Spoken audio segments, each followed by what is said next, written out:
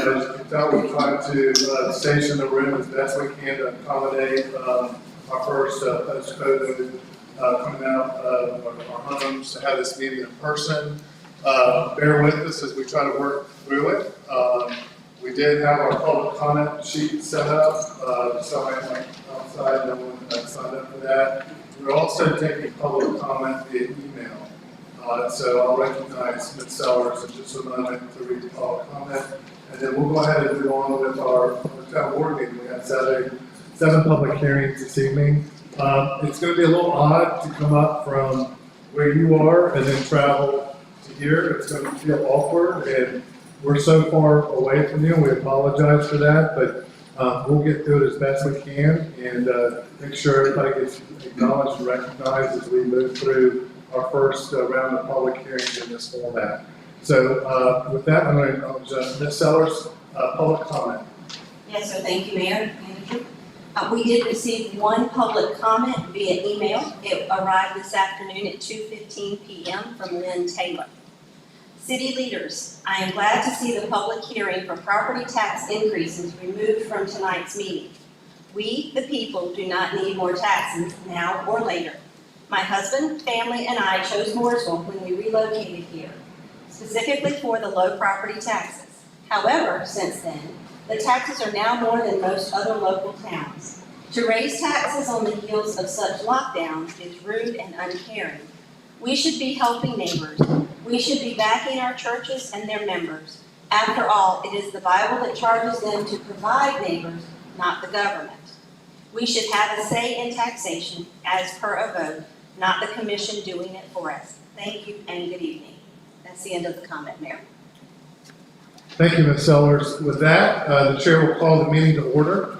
We'll invite you all to please rise for the invocation, followed by the Pledge of Allegiance. Thank you, Mayor. Let us pray.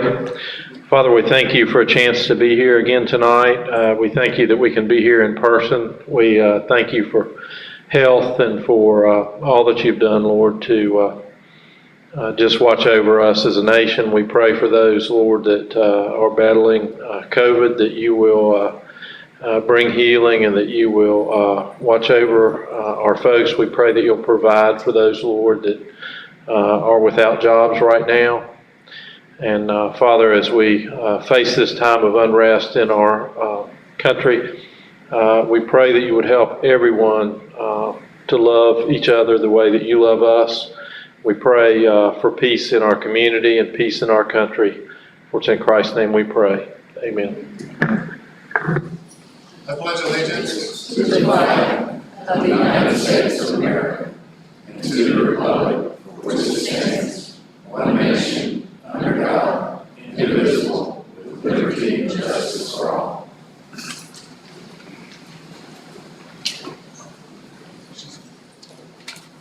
Commissioners, at this time we'll move on to a proclamation that will be read by Commissioner Mayor Pro Tem, Commissioner Lisa Falls, and I'd like to invite Ms. Heather Ramsey forward to receive the proclamation.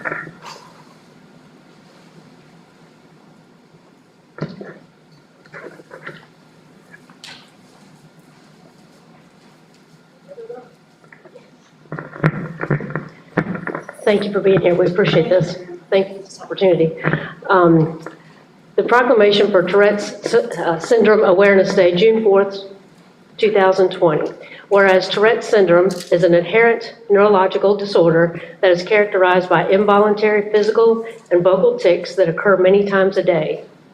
And whereas Tourette's syndrome is often accompanied by other conditions such as attention deficit and obsessive compulsive disorder, learning disabilities, depression, and whereas the neurological disorder affects 1 in 100 children without a major support resource, no standard treatment, or known cure.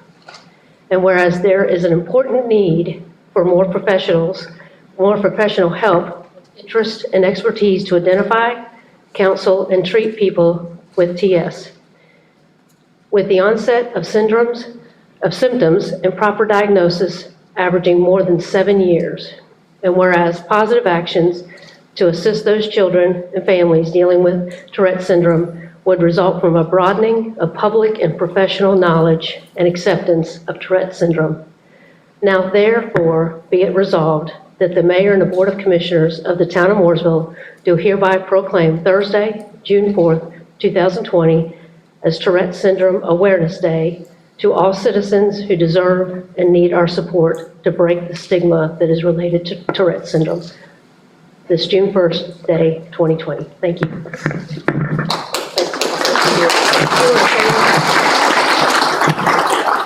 Thank you very much to everyone here, as well as the mayor and the Board of Commissioners.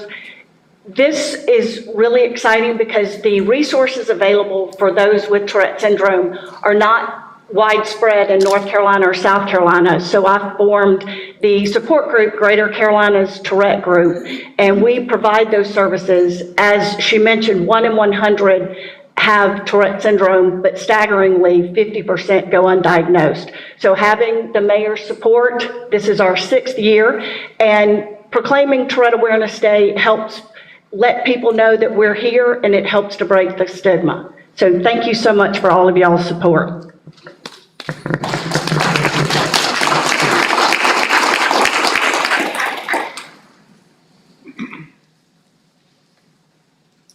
Commissioners, at this time, I'm going to read a statement from the mayor and the Board of Commissioners regarding the death of Mr. George Floyd.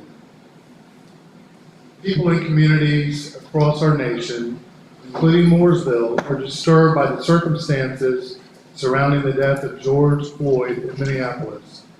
The town of Mooresville fully supports the actions of Police Chief Madarian Arredondo to terminate officers involved in the George Floyd incident.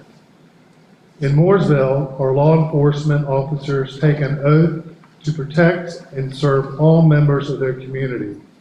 The Mooresville Police Department is committed to uphold that oath in a manner that adheres to a standard of fair treatment with dignity and respect to all they encounter while fulfilling that oath.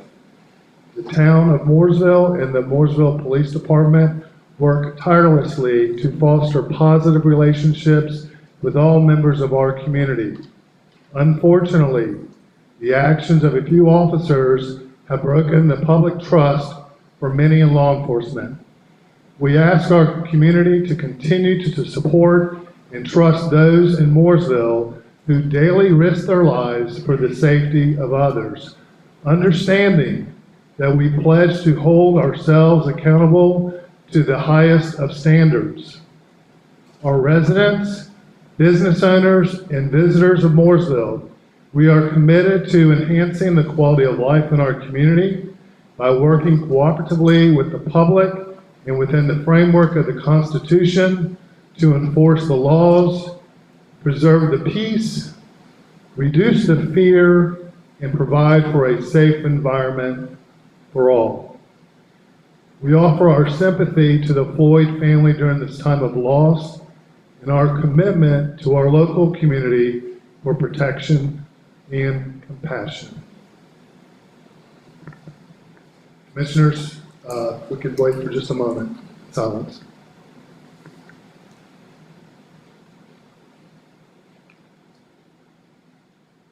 Thank you. Commissioners, I'd like to address your attention to the adjustments to the agenda. Please note for consent item 5I, there's been an addition added to the paragraph to clarify that the town is not receiving consideration for granting of easements, and that the easements will be eventually become a public water and sewer line when they are taken over by the town. So everyone would take note of that. With that, the chair will entertain a motion to approve the adjustments to the agenda and the regular agenda as submitted. Commissioner Compton's made the motion. Is there a second? Second by Commissioner Dingler. Discussion on the motion. Hearing none, all those in favor say aye. Aye. Any opposed? Motion carries.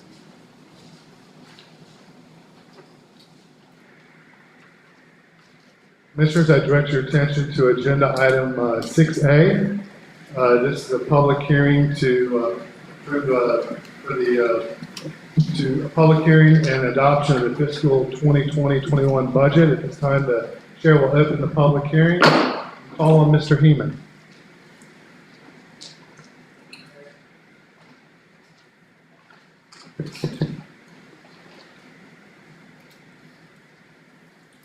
Thank you, Mayor. I'd like to present the recommended budget to you. This public hearing, we will consider approving utility rates as presented on May 18th in the fiscal year 21 annual budget. The recommended adjustment to fees and the fiscal 21 annual budget ordinance, setting a rate for the town of Mooresville of 58 cents per 100 evaluation. I would like to point out that this is the 13th consecutive year that we've had the same tax rate. The rate for the Mooresville downtown district would be at 16 cents per 100 evaluation. Just a little about the budget. As I mentioned, 58 cents per 100. This budget does not use any fund balance.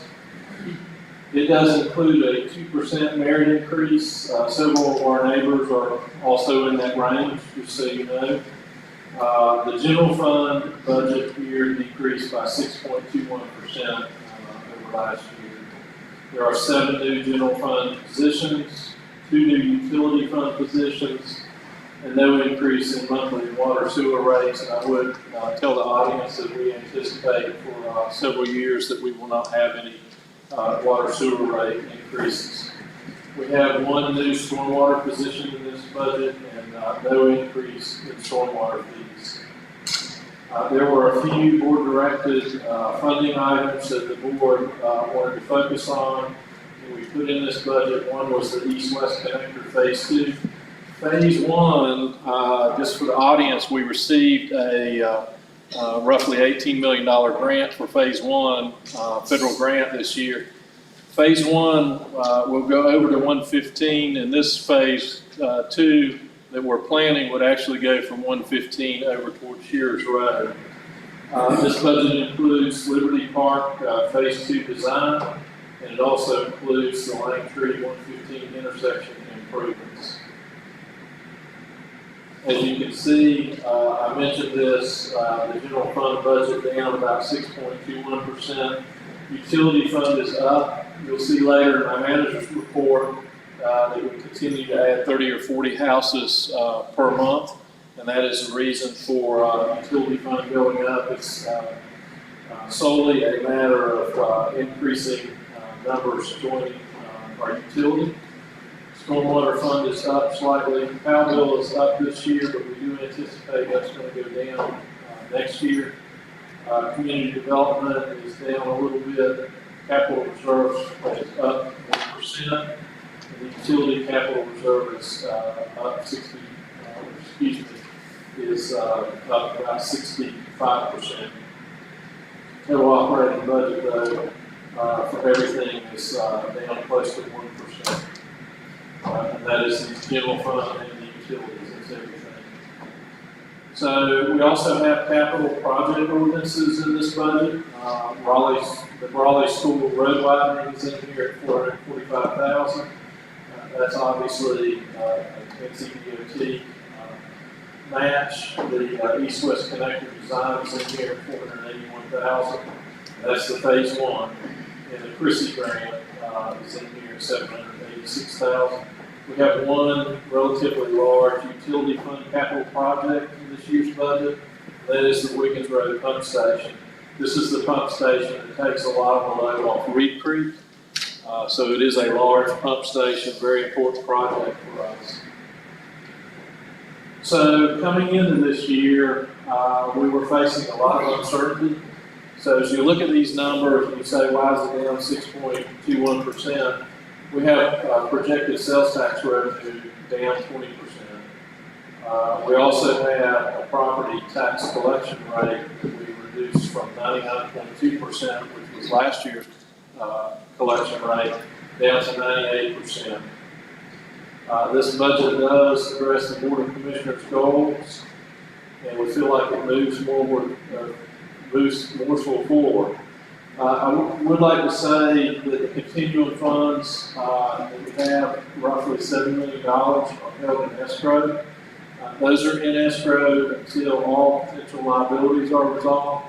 We have an issue, for instance, related to retirement that we are talking to the state about. So until those things are resolved, there will be no funds that can come into the city for use in the budget.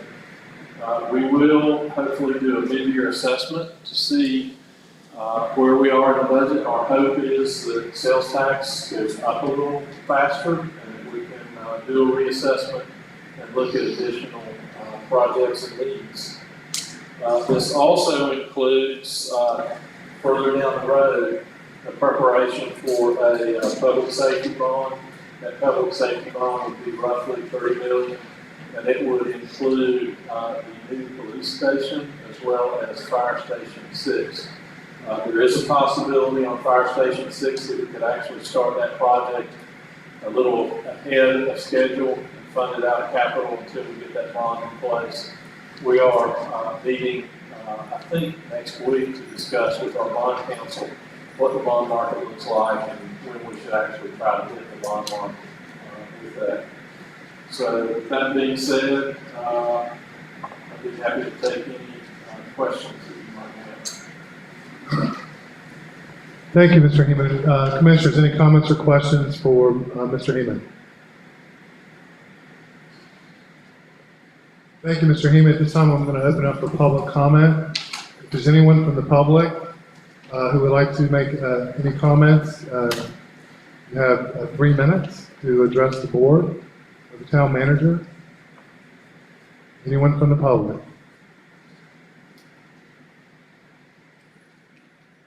Ms. Miller, do we have anyone on the line or any emails regarding this agenda item? No, we do not. Okay. We're hearing none. If there's no questions from the public, comments from commissioners, the chair will close the public hearing and the chair will entertain a motion to approve the fiscal 2021 budget ordinance, tax rate, and fees as presented. Commissioner Houston's made the motion. Is there Commissioner Williamson has seconded that motion? Any discussion? Hearing none, all those in favor say aye. Aye. Any opposed? The motion carries. Thank you.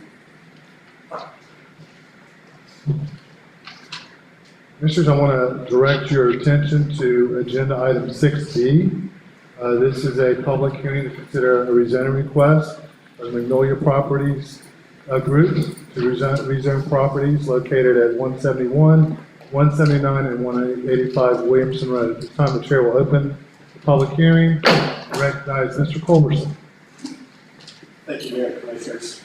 This request regarding DC 2020-11, 171, 179, 185 Williamson Road. The applicant is Magnolia Properties Incorporated. The owner of the property is Harold Knight, Revocable Trust. The request before you is an additional rezoning to go from single-family residential R2 to quarter mixed use. Lot size is 3.36 acres, located on Williamson Road at Joe Knox Boulevard. It is partially vacant, and there's a existing residential structure on the property. The request is before you tonight is simply a rezoning of the property from R2 to CMX. You see from the map that's before you, the property is entirely surrounded by CMX zoning. It is along Williamson Road, which is a commercial corridor. One of the things that will be coming before you at your mid-month meeting, part of this plan is proposed use of the drive-through facility. There will be a request pending on that agenda for the June 15th meeting for conditional zoning approval for the drive-through. But in this particular case, this is strictly a rezoning to create the entitlement of the property. In the One Mooresville plan, the majority of this property calls as mixed-use corridor. It includes land with all major roadways that are natural extensions of mixed-use designation district or areas between major intersections and community nodes. Primary uses are mixed-use, commercial and retail, office, medical use, and multifamily. We know that the majority of this buildable area of the property is located within this designation. The rear of the property, from the one Mooresville plan, does show as a employment center. It calls for various types of employment, including office like manufacturing, like production, business incubators or maker spaces. Primary uses are office like production or business incubator and warehousing. We put that in as part of the presentation because the property does include this land use designation. However, the property slopes off severely, and the section that actually is in this section, the employment center zoning, is most likely an area of property that would not have any physical development on it. Staff does recommend approval of this request is compliant with the one Mooresville plan. Planning board at their March 12th meeting unanimously recommend approval of this request. And I would just add that to the March 12th date there, this was originally scheduled to be before you in the April meeting. Obviously, the April and May meetings were postponed due to COVID, so that's why this property is before you now. With that, Mr. Mayor, I'll take any questions the board might have. Thank you, Mr. Culberson. Comments or questions from commissioners?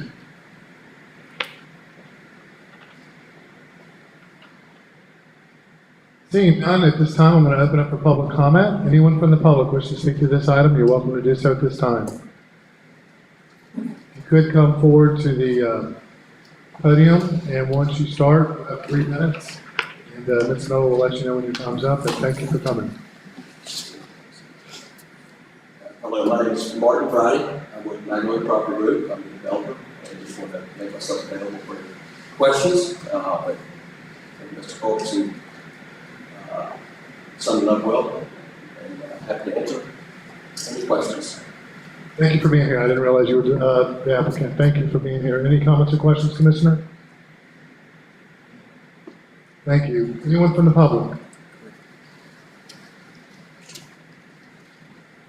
Hearing none, the chair will close the public hearing. The chair will entertain a motion to approve the rezoning request from Magnolia Property Group to rezone properties located at 171, 179, and 185 Williamson Road to go from single-family residential R2 to corridor mixed-use CMX. Commissioner West has made the motion. Is there a second? Second. Second by Commissioner Compton. Discussion on the motion. Mr. Dingle. Going back a few years back, I think it's a lot more than when you said, wasn't there some connectivity or something at that time that was discussed about lighting on that property? Ms. Coulson. So was it, and the other problem, I really don't have a problem with the zoning anyways, but there's some connectivity issues and stuff like that could be addressed if there was a plan present versus just a straight up here to go, if you will.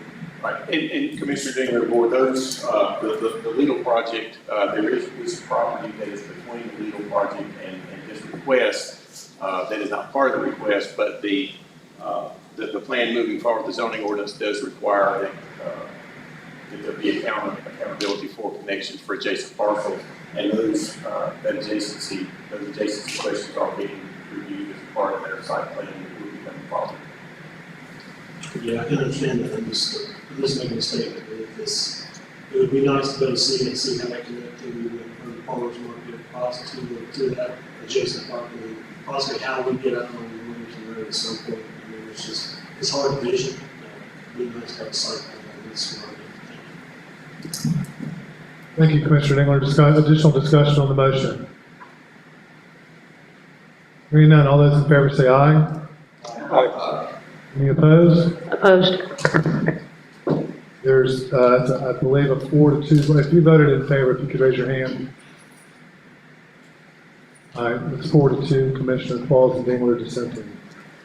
With the approval of that, the chair will entertain a statement of reasonableness and compliance. Commissioner West. Thank you, Mayor.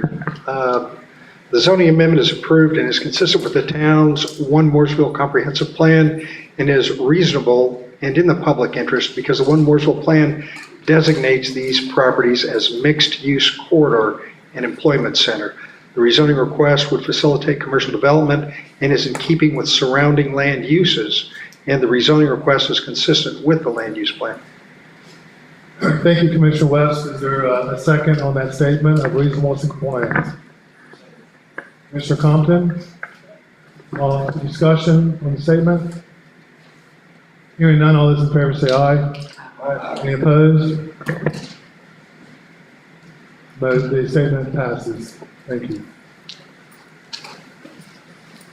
Commissioners will now direct your attention to agenda item number 6C. This is a public hearing to consider a conditional rezoning from Nest Communities for properties located at Brawley School Road. At this time, the chair will open the public hearing and recognize Mr. Danny Wilson. Good evening. Before you this evening, we have a conditional zoning request, 2020-07 for Brawley School Road. The applicant is Nest Communities LLC. The property is located at the corner of Forest Lake and Brawley School. And the request is to add conditional rezoning from property that is currently zoned single-family R2 and quarter mixed use with conditions to a quarter mixed use with conditions. Property is currently about 17 acres and it is vacant. The One Mooresville plan has two different designations for this property. The underlying future land use is peninsula residential. This is mainly single-family residential home in nature with the neighborhood center node on top of that. The neighborhood center node is designed to concentrate commercial development at specific intersections to prevent commercial development running down roads and providing strip development throughout the town. The neighborhood center node is designed to have commercial development that supports nearby residential areas. This project has 120 dwelling units, 112 townhomes, and 8 live-work units. The property currently has a previously approved condition on the project. It is commercial. Approval of this request this evening would remove those conditions and replace them with any conditions placed on the property. A denial this evening of this request would keep the current conditions in place.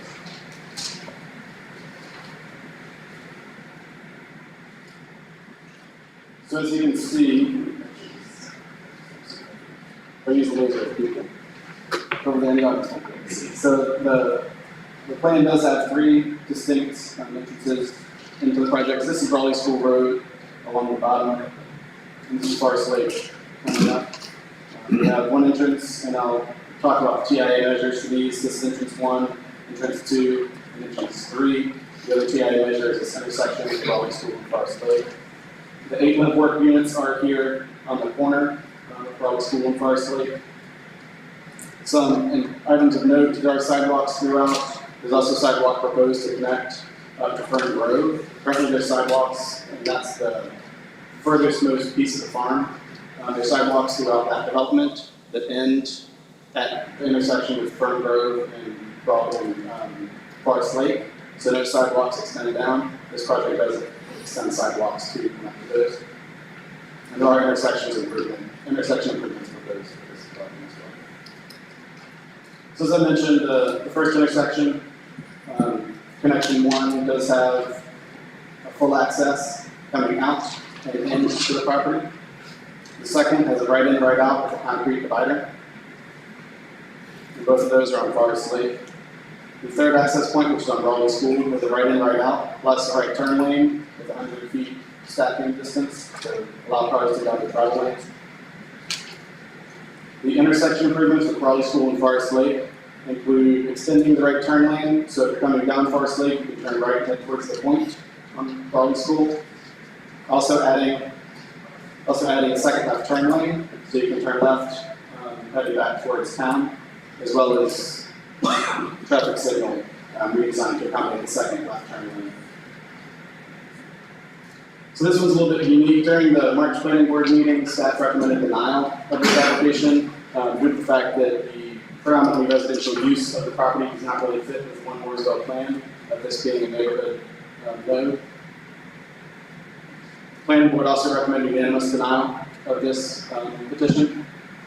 But since that meeting, we've taken an additional look at this property. It is a little bit unique in the town, so it is very far out, if you can see this little red arrow, this round circle is the node in question, and the property is on the very edge of this right here. There's nothing past this except county property, a point, very little developable property. This property has very little commercial development likelihood. Commercial development really needs roofs and traffic past it to really thrive. With the existing development that is in place down here and limited utility infrastructure as it's in the county, the likelihood of further development just past this, just past this in order to have passers-by go through the property are pretty low. So looking at this, we also realize future land use map is a 30,000 level look.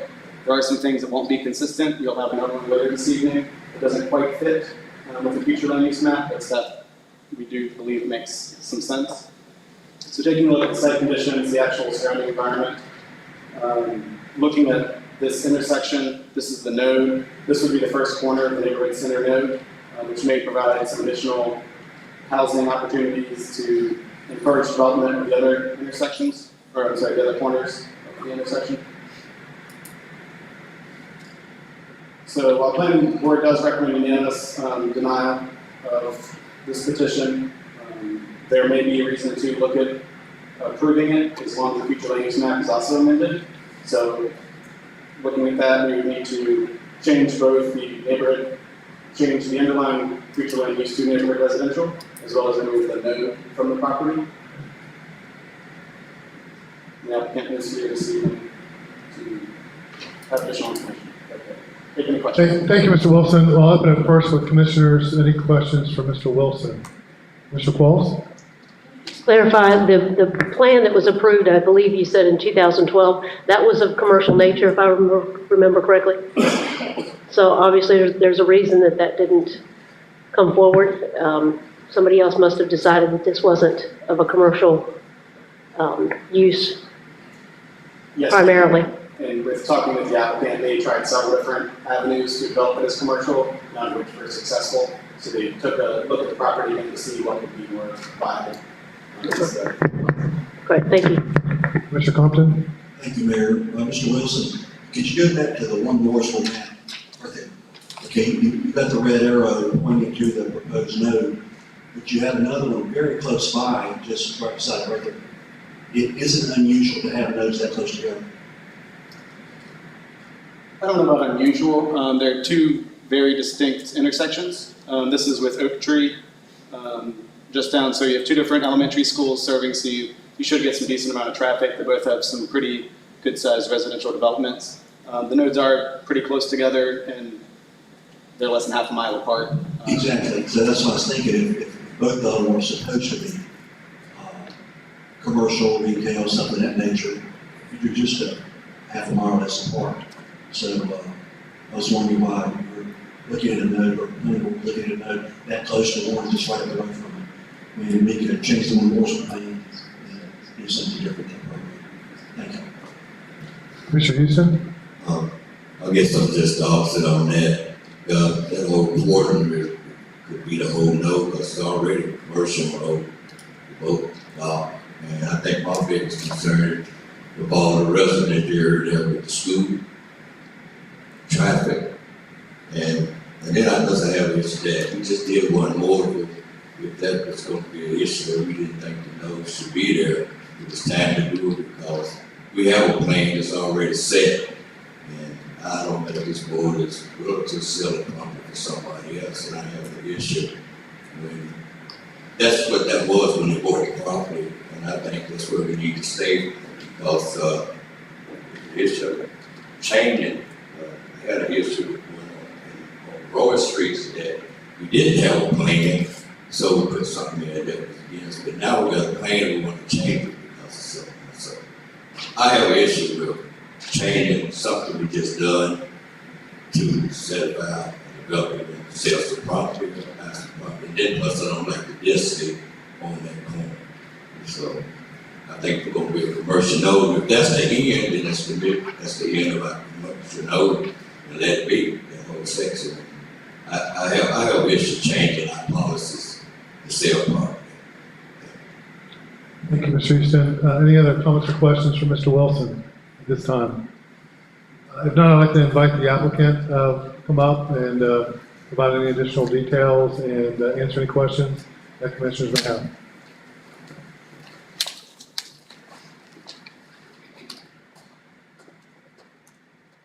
Thank you. I'm David Hughes, with Mass Communities. You can say that, right? Yes, sir.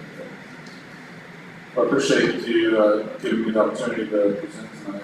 I've got our engineer, Paul Carter, with East Lake Engineering, and Andy Massey, Kim Horn, which did our traffic study, as well as Derek Wood last time with me tonight. Just a brief history, kind of, Mr. Wilson did a great job of kind of summarizing it, but this corner has been actively marketed. This is the approved plan as of today. With the approved plan for over 8 years, it's got relatively no interest from developers and tenants. This was owned by Crescent Resources in 2012. They actively tried to sell it, and past couple of years we've sold it to an investor who we began working with to create just a different, well thought out plan for the corner. So what we have is a conditional plan which shows exactly what's being built. Set controls to government development. And we've got 8 live-work units and 112 townhomes. The townhomes would be 2- and 3-story, 2-car garages, alley loaded, situated behind live-work units on the corner. They'll have an HOA with full lawn maintenance.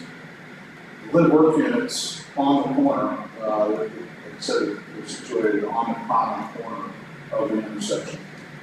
We chose a coastal farmhouse theme, which we think fits the area very well. We provided sidewalks around them, and we have ample parking behind the live-work unit and extra parking lot next to it. Just a few brief features of the community. It's very pedestrian friendly. Got sidewalks on Forest Lake, where they don't exist today, Brawley, and throughout the community. We've got no pump station, so our sewer gravities to an existing manhole off Firm, and we've got water rates. It's a very efficient use of the town's existing infrastructure services. We took an aggressive approach to parking and provided over 520 spots for the 120 units. It's way more than what's required. This is on-street parking, 3 guest parking lots. We've got space for 2 cars in the driveway as well as 2-car garage. Traffic is obviously a major topic here. So we understand the school, we've got a new school opening up at the end of Forest Lake. They're not obligated to make any road improvements. We also understand that the by right plan, the commercial plan, is not obligated to make any additional road improvements by that rezoning plan that's approved.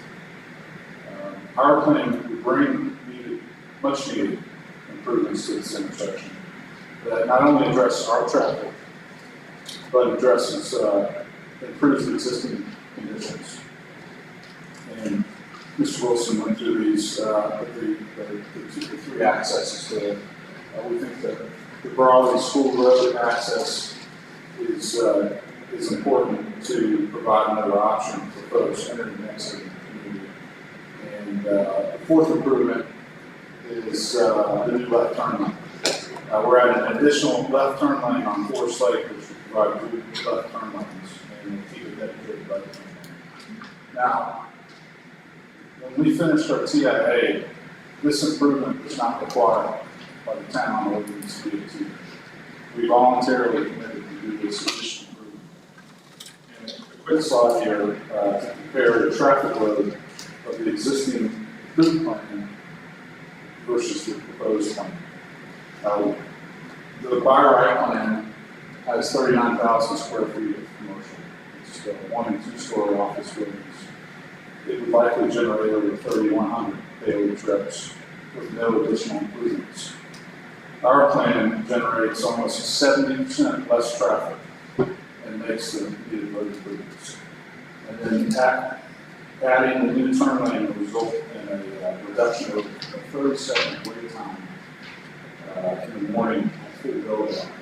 And if you have any questions for that, we'll certainly have Amy speak in more detail on that. And for the land use plan, we understand this intersection is designated as a node, which is relatively undeveloped as today. We feel our plan complements and supports the node by providing townhomes on just less than a quarter. The townhome supports growth for future services here and provides a diverse housing option to the area. Our plan again provides significant traffic improvements to the area, much needed, and it's an efficient use of the town's infrastructure with water and sewer. Thank you. Any comments or questions for the applicant from commissioners? Crawford? Thank you, Mayor. Mr. Hughes, just for the record, as a condition of approval, are you agreeable to the following conditions? 1, the approved site plan, and 2, completion of the mitigation measures listed in the TIA mitigation measures agreement. Yes, ma'am. Mr. Qualls? Mr. Hughes, I know your plan obviously has all the housing on the one side of Forest Lake. What's going to be on the other side through this rezoning? What will that look like? Is that just going to stay open, or? So currently, the existing plan has that sliver of land, if you would say, on the north side of Forest Lake as open space. Our plan also has it as open space.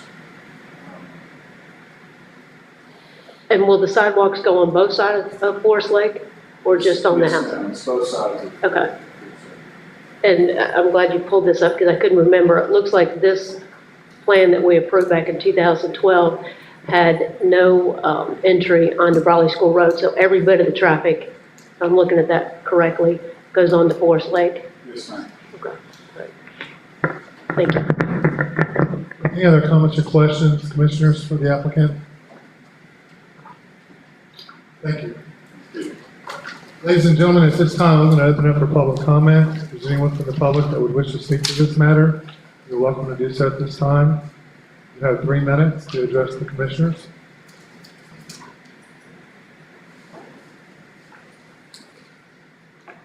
If you could, once you reach the podium, if you could just state your name for the record, and then Ms. Miller will. Okay. Thank you. Thank you. My name is Ross Adams. I live at 1228 Brawley School Road, and I also own a home at 1222 Brawley School Road, and 10 acres of land that's immediately north of this site. I've lived on that property since 1985. When I bought it in 1985, as part of my due diligence, I went up to Iredell County, to Statesville, and looked at what was in a hand-drawn master plan that showed this area to be a future business way back in 1985.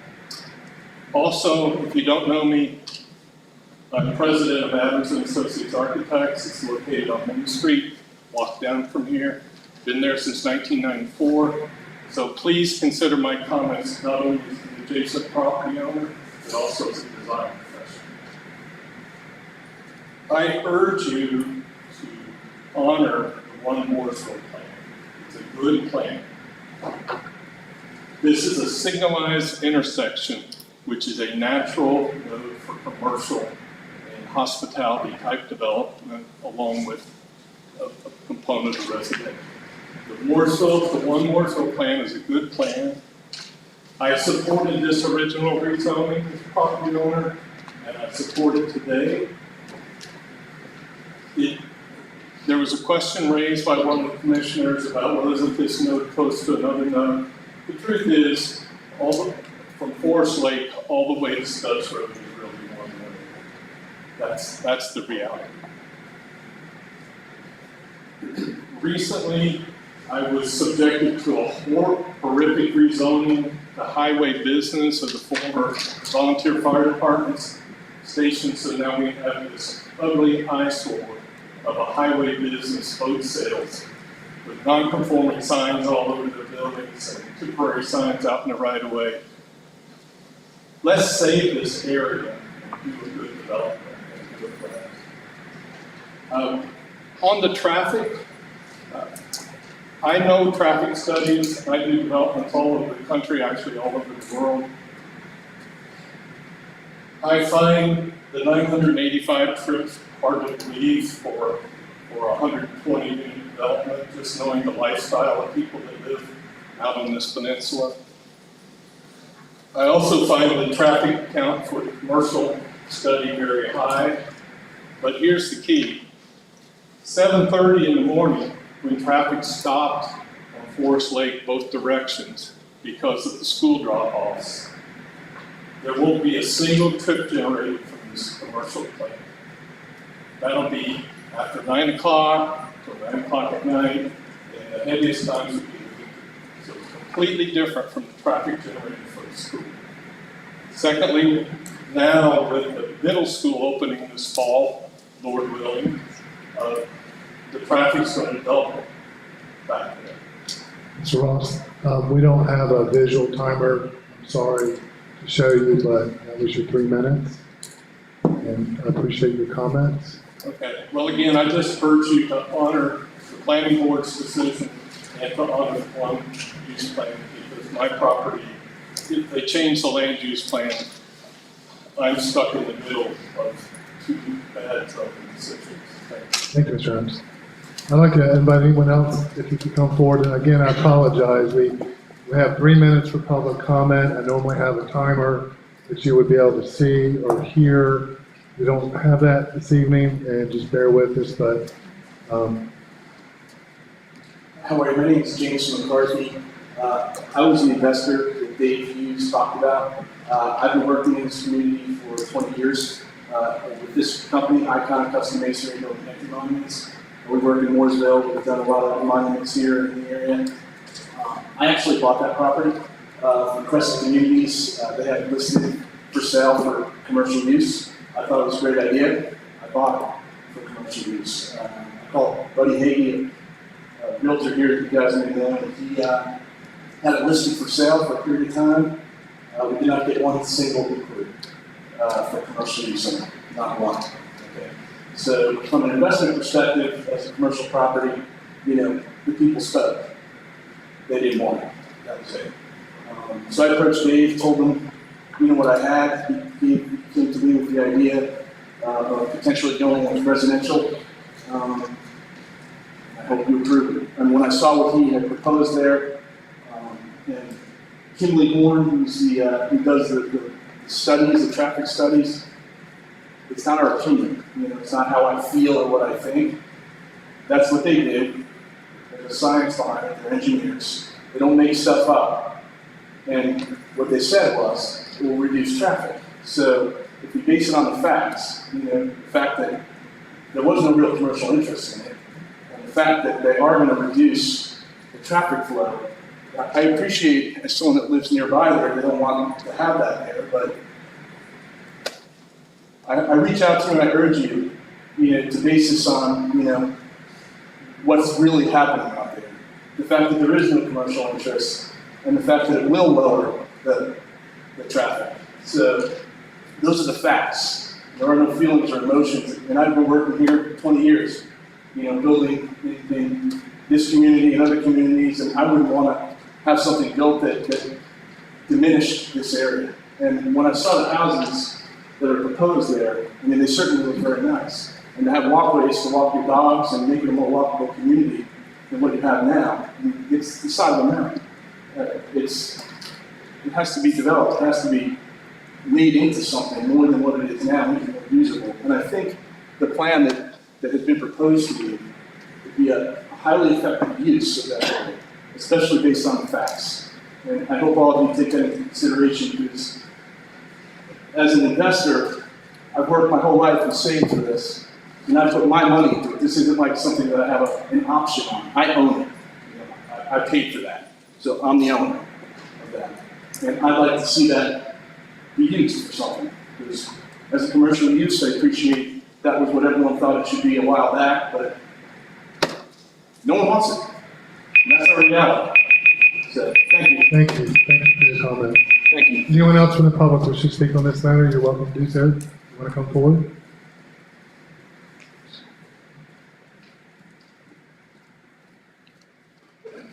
If you could just state your name for the record.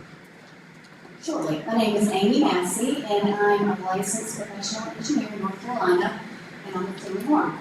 Timmy Horn did perform the traffic impact analysis, or TIA, and just a note that we performed the study in coordination with both the town and North Carolina DOT staff throughout the whole process, and following all national and state and local town standards.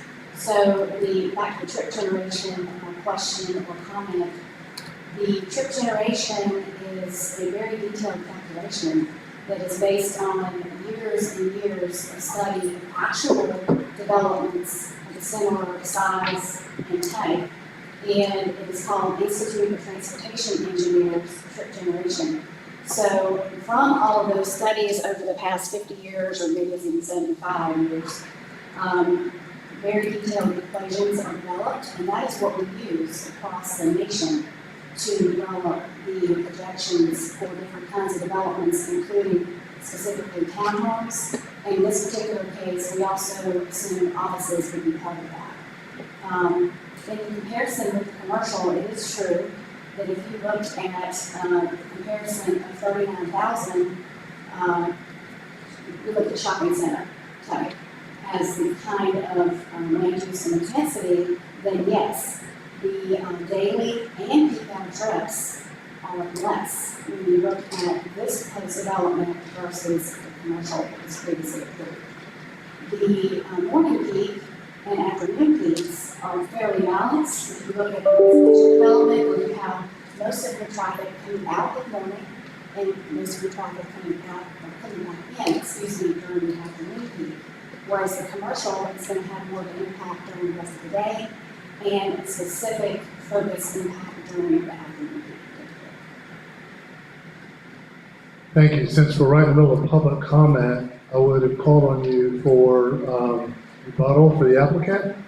So this time I'm going to hold off on having any questions asked until we close public comment. And then if commissioners have any specific questions for you, I'll have you come back up. Absolutely. Thank you. Is there anyone from the public that would wish to speak on this matter? You're welcome to do so before I close public comment.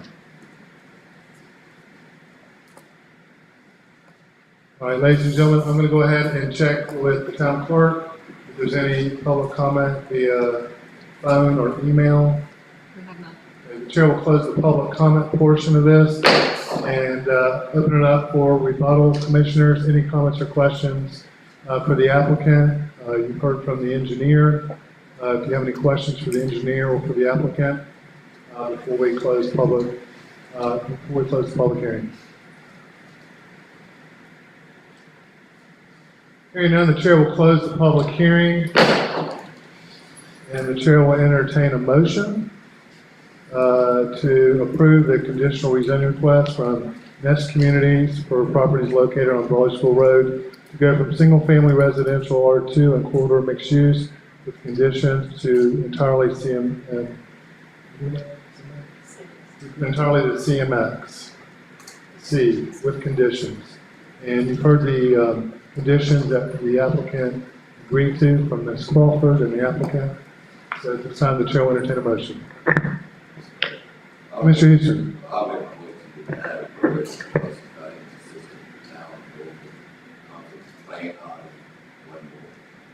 Mr. Houston has made a motion to deny the request. Is there a second?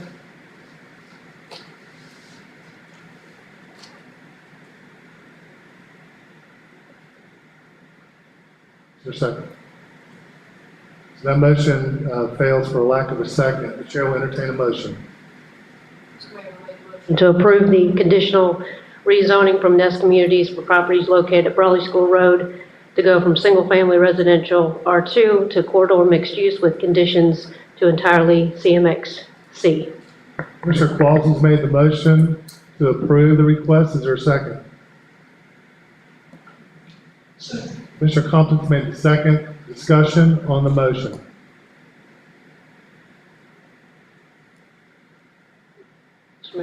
Commissioner Claus? Just a couple of comments, obviously hearing from the property owner and their desire to try to market this property as commercial, that it is a bit of a challenging area. It's a peninsula area. There's, the only through traffic are going to be the households that are out there. So trying to turn that into a total commercial property is a challenge. The addition of the middle school there is going to exacerbate the traffic problems coming out of Forest Lake. I think the fact the developer is adding a second lane, dedicated left turn lane out of there will move that traffic away from the school a lot faster. And, our housing study that we did just a few years ago pointed out that we really lack in diversity of type of housing units. Most of our housing units are single family, which are very costly to services, whereas having a little higher density, the happy medium to cut down the cost of services to all of the taxpayers is certainly helpful. So, to have a nice small infill project with the road improvements that we're not going to get from the school is a plus on our end. We're going to have areas of the One Mooresville plan that are going to need to be changed as we come across specific areas. It's a guiding document, and we've tried to dig all the way down into the nuts and bolts as best we could, but certainly there are going to be areas that are going to run up on the same situation to need to amend that plan. Thank you. Additional discussion?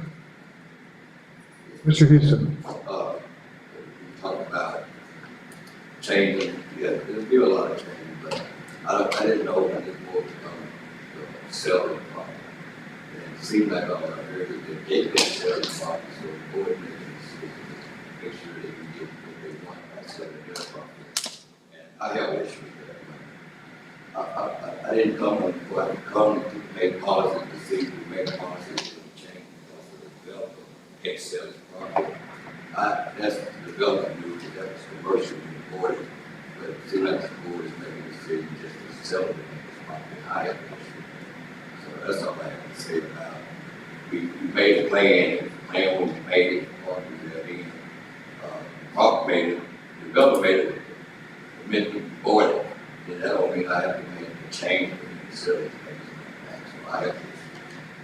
Thank you, Commissioner Houston. If there's not any other discussion, all those in favor say aye. Aye. Those opposed? Oh. So the motion carries 5-1. With that, the chair will entertain a statement of reasonableness and compliance. Mr. Compton? Thank you, Mayor. The zoning amendment is approved and is reasonable in the public interest because the area is better served by residential and multifamily development, and the reason the request is in keeping with the surrounding land uses. Also want to add, in addition to approving the zoning amendment, this approval is also deemed an amendment to the town's One Mooresville comprehensive plan. The change in conditions the town board has taken into account in amending the zoning ordinance to meet the development needs of the community are as follows. The area is better served by residential multifamily development, and the land use plan is amended to remove the neighborhood center node and designate the area as neighborhood residential. Thank you, Commissioner Compton. Commissioner Compton's offered up a statement of reasonableness and compliance. Is there a second? Second. Seconded by Commissioner Claus. Discussion on the statement. Hearing none, all those in favor say aye. Aye. Any opposed? 5-1. Commissioners, I'll direct your attention to agenda item 6E. This is a conditional rezoning request from Norman S. Cloninger, for properties located at 459 and 461 Faith Road, to go from single-family residential R2 to single-family residential 3 with conditions, R3C. It's time the chair will open up the public hearing and recognize Mr. Culberson. Thank you, Mayor and Commissioners. This is conditional zoning 2020-09, 459, 461 Faith Road. The applicant is known as Cloninger. The owner is also known as Cloninger. The request are to single-family 3 with conditions.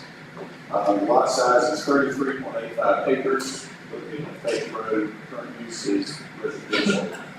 One Mooresville plan indicates neighborhood residential for this property.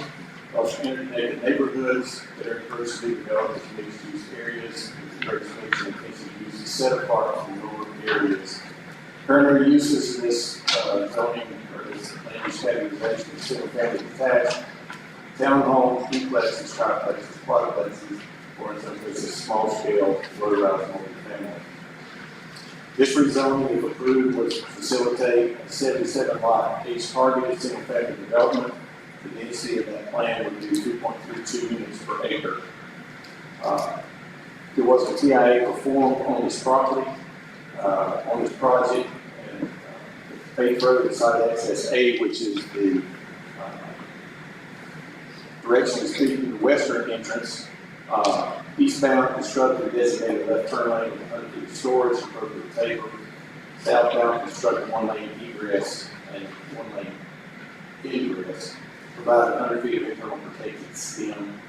Faith Road and side access B, which is the eastern of the entrance to the side on Faith Road. We construct designated left turn lane with 100 feet of storage and appropriate taper. Southbound constructed 1-lane egress, 1-lane egress, provide 100 feet of internal stem lane. If I could, a couple other things about this. The internal stem lane basically is the distance from Faith Road to where the first driveway or intersection is, so that this is basically a clear zone that doesn't have, you don't have backing movements and things like that coming out of driveways. Same is true on the eastern entrance as well as the western entrance. Another thing that I would point out, additionally, as was pointed out Friday, Faith Road has a curve in it as it goes down the hill. In addition to the TIA mitigations, there was also a requirement by NCDOT in the town that a clear zone be established along both entrances that would limit development in those clear zones of anything higher than 3 feet. So people entering and exiting either of these locations would be able to see oncoming traffic coming up and down Faith Road. You can see here that the way that's worked into the plan, common open space in this area, so there won't be any vertical development. So that traffic, both coming down Faith, can see ahead, and coming out of the entrance, can see ahead as well. Another mitigation was to reserve 110 feet of total right of way, 55 off the center line on the property frontage along Faith Road in accordance with the town's master transportation plan. And there was also an assumption of responsibility for other improvements if they're not in place by others. Staff has reviewed this. The concept plan has been reviewed and approved by town staff. Staff recommends approval of the request. It is in alignment in keeping with the One Mooresville plan.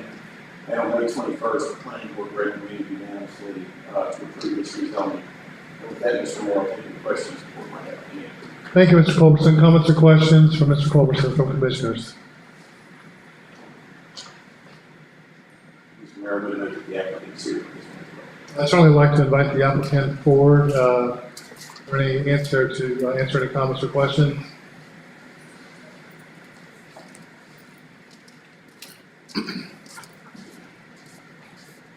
Good evening, Mayor, members of the board. My name is Jimmy McNaught with Real Code Development Corporation. I'll be happy to answer any questions y'all may have. Any comments or questions, Commissioner? Ms. Crawford, Sharon Crawford. Thank you, Mayor. Mr. McKnight, just for the record, as a condition of approval, are you agreeable to the following conditions? one, the approved concept plan, and two, completion of the mitigation measures listed in the TIA mitigation measures agreement. We agreed to the mitigation measures in the TIA. We're having a little problem with the plan, which we spoke to Greg about. There's a lot of retaining wall there. We might want to come back and take a look at that. And there wouldn't be any increase in lots, but the plan before you see whether it costs you, we're trying to work those details out.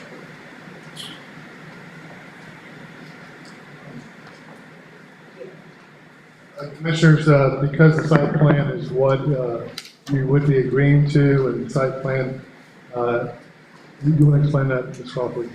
Yes, thank you, Mayor. So the hearing that is on tonight for approval of the board is approval of this concept plan. If there are changes that need to be made to the concept plan, I would suggest that maybe it go back to the applicant resubmits a plan for additional review for the board. But this proposal tonight is on this specific plan. I understand that. May I ask Greg a question, please?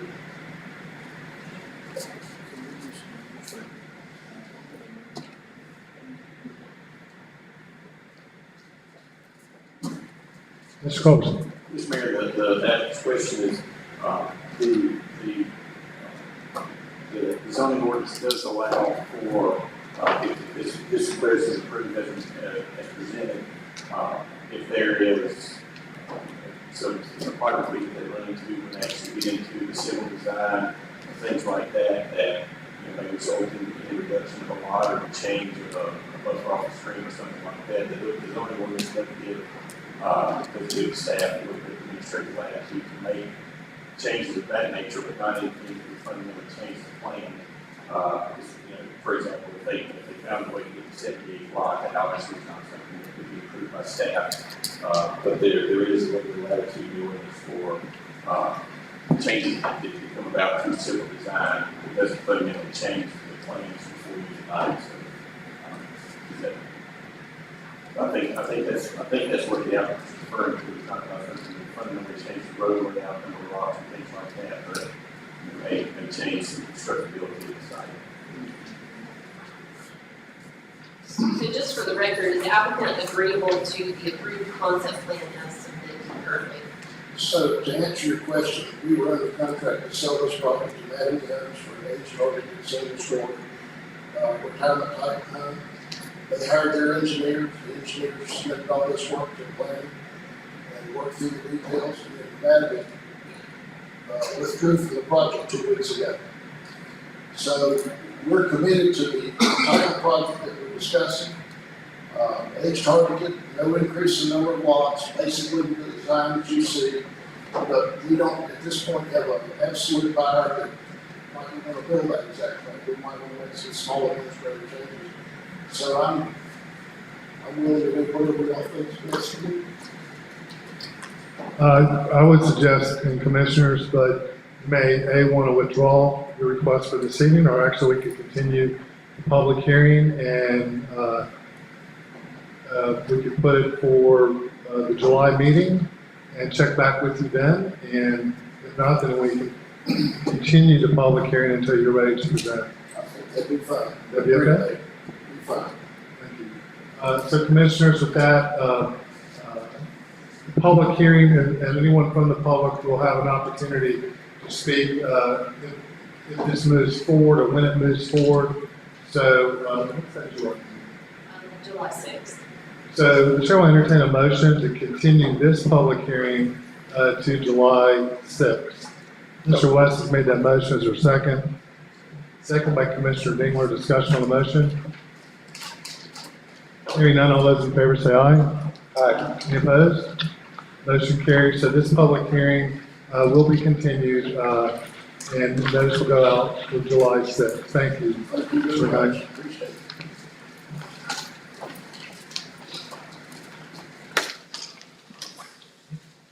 Commissioners, we can go on. We have 3 more public hearings.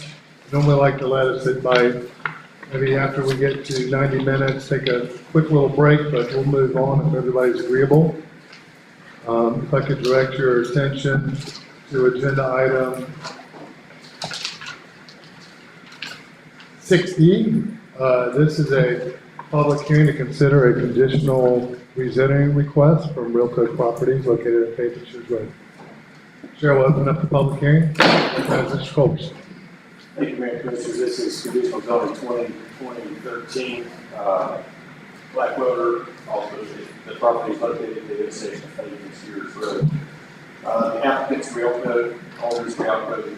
The request is conditional rezoning from single family to R2 residential use with conditions. The site is 22.19 acres. Location is intersection of Faith Road and Sears Road. Current use is residential. One Mooresville plan does designate this area for neighborhood residential. It calls out the list of interconnected neighborhoods that are referred to the mixed-use villages. The primary uses set away from lower areas. Primary uses are single-family detached, townhomes, duplexes, triplexes, quadplexes, and in some instances, small-scale low-rise multifamily apartments. This rezoning, if approved, would facilitate 77 lot acre starting single-family development. The density of the development is 3.5 units per acre. One of the things that I will note that the request is for RMC. Part of the reasoning for that is you can see from the property, it was a very narrow lot, very deep, and the reason for the RMX really is a setback issue, not a density issue. The request, as I said, is 3.5 units per acre. One note that I will make, the plan is before you. There is a condition or a note on the plan that there's a note on the plan that states that these lots, the ordinance requires that these lots along here would be required to connect to the internal street. There's a notation here on the plan that says lots 1 through 5 do not have a connection to Sears Road. The note on this plan also says lots 69 to 76 do not have a connection to Sears Road. But in reviewing that, there's actually lot 77. So, Mr. Crawford, as this moves forward, one condition that the staff would propose is to have the applicant agree to amend the plan so that lot 77 do not have access to the Sears Road as well. There was a TI performed on the site. Mitigation measures are outlined here. Sears Road, site access, Highland Ridge Road, northbound constructed designated left turn lane on Sears Road with 100 feet of storage and appropriate paper. Southbound constructed designated left turn lane on Sears Road, 100 feet of storage and appropriate paper. Eastbound construct site access A with one ingress lane and one egress lane. Provide 100 feet of protected stem. Westbound, restripe existing left right lane through on Highland Ridge Road. Faith Road, site access B. Eastbound constructed designated left turn lane on Faith Road with 100 feet of storage and appropriate paper. And on southbound construct site access B, one ingress lane, one egress lane, provide 100 feet from protected stem, and install signage prohibiting EMP powered street trips from turning left on Faith Road. Finally, to reserve 80 feet right of way, 40 feet from center line along property frontage on Sears Road in accordance with the town of Mooresville's transportation master plan, and that right of way reservation is accounted for on the site plan. Staff does recommend approval of this request because it is in alignment with the neighborhood residential designation in the Mooresville plan. Planning board unanimously recommended approval of this request at their main meeting. And just to recap one more time, the recommendation condition adding that lot 77 to the list of parcels that do not have direct access to Sears Road. With that, Mr. Mayor, I think the comments or questions for that for me. Thank you, Mr. Culberson. Comments or questions? Commissioner Quills? Mr. Culberson, in regards to lot 77 not having direct access, should lot 76 have the same language? The note currently reads 69 through 76, 77. Okay. So we're just adding that. Great, thank you, I'm sorry. Comments or questions for Mr. Culberson? If Yeah, come forward, please.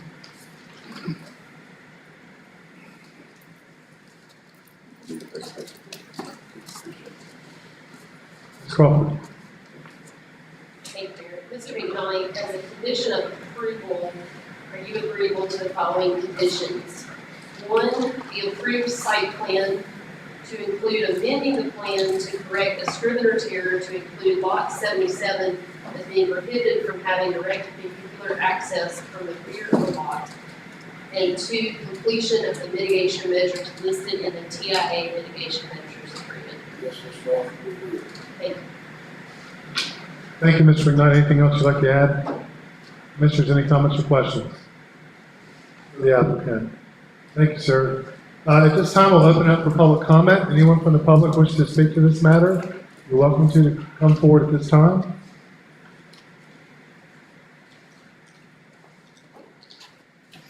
If you can please state your name for the record. Yes, my name is Steve Roy, I live in that Fiscal subdivision.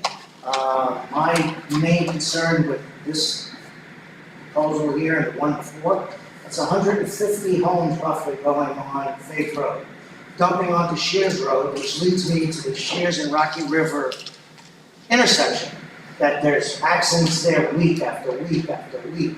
I know the state has designated a traffic light there. I think we have to push for that traffic light if someone gets killed at that intersection. It's one of the worst intersections in Mooresville. And we have to really work on that instead of worrying about this. We've got to get that traffic light in there as soon as possible. I mean, it's a matter of life and death. I mean, there's accidents there weekly. I travel that intersection 2, 3, 4 times a day. It's crazy. That's all I have to say. Thank you for your comment. Anyone else from the public wish to speak to this matter, you're welcome to do so at this time.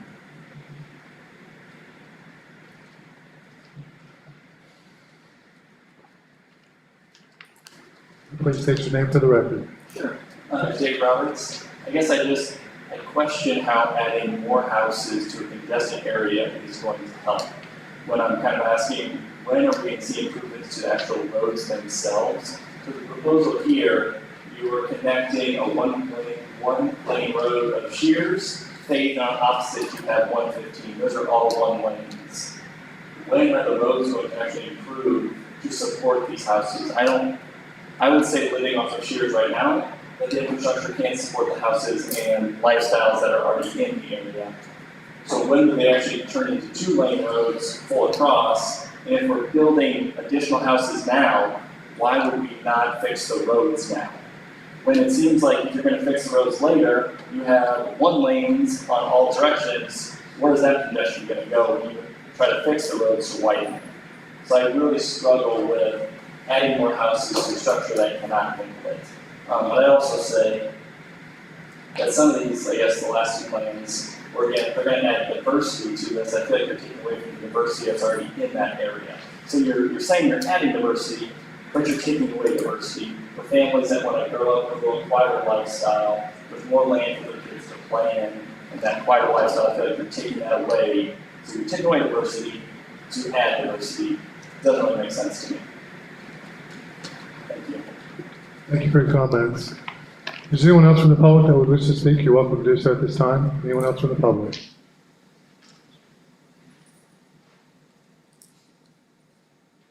Anyone from the public via phone or email?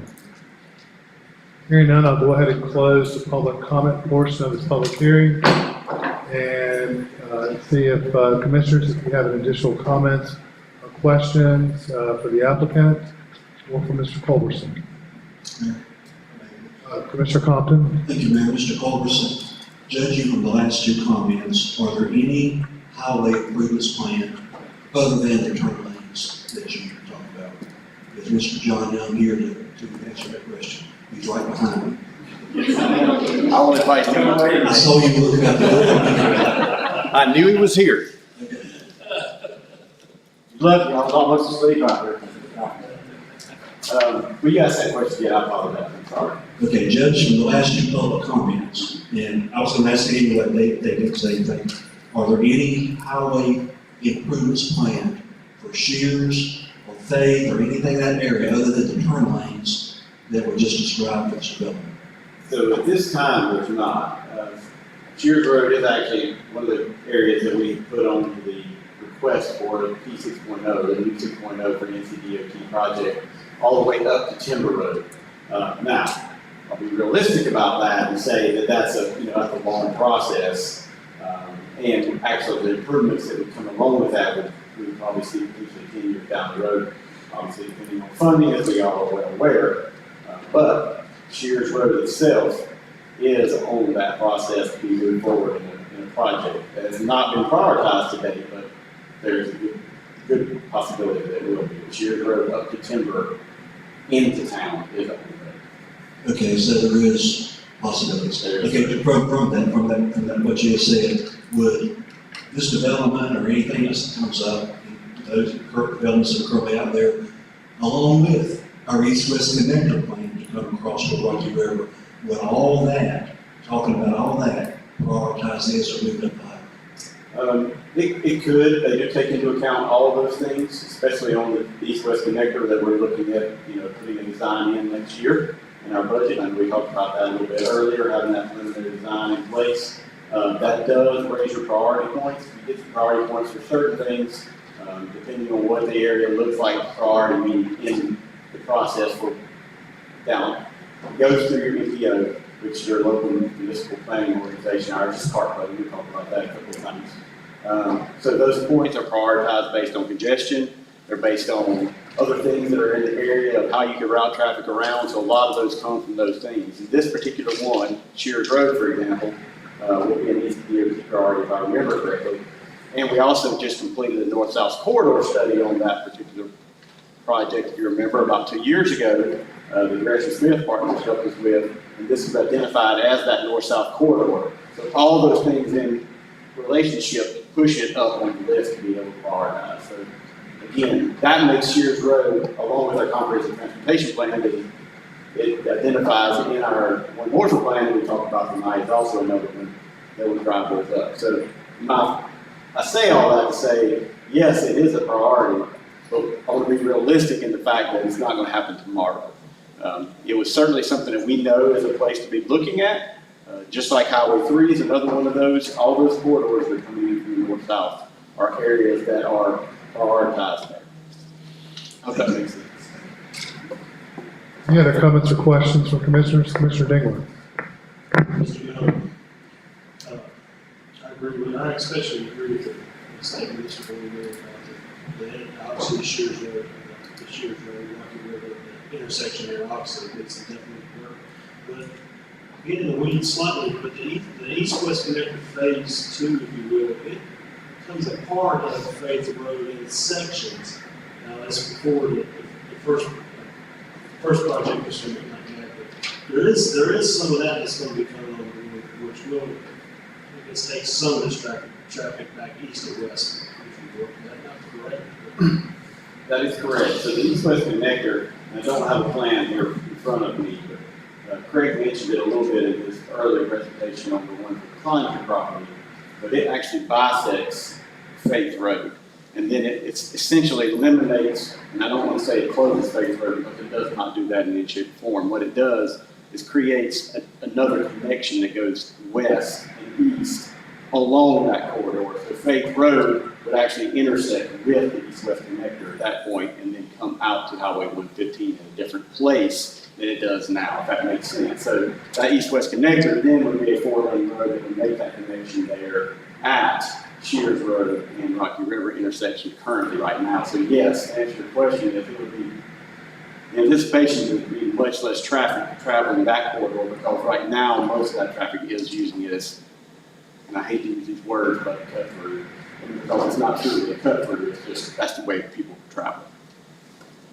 And I appreciate that. It's just, Faith Road is the closest thing to a wider path as we got. And the bad thing about it, when we fix it, is you got to put more development. That's the sad thing. That's what we're at. So, thank you, sir. Mr. Qualls? Help me remember, but the improvements for Shears Road and Faith Road both are already on the TIP plan, correct? That is correct. They are. We are working through, obviously, the Faith Road and the Faith Road ones and then the Shears Road ones, I believe were added this past time.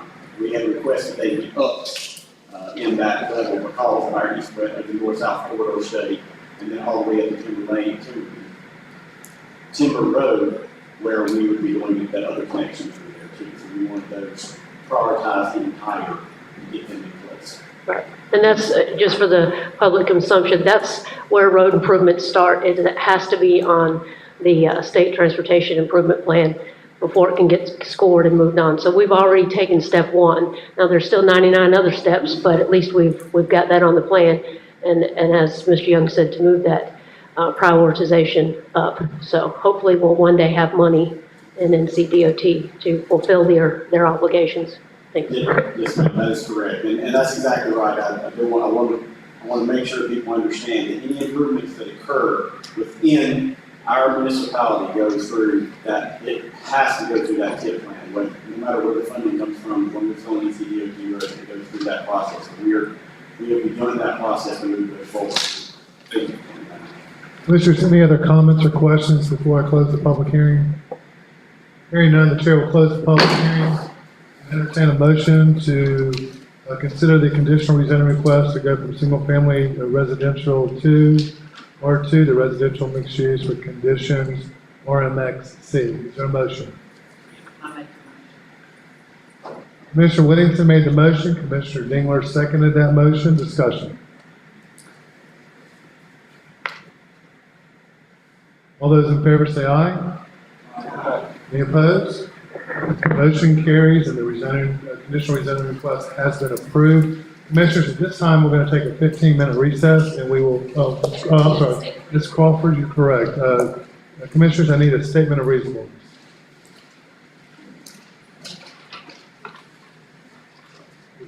Commissioner Whittington.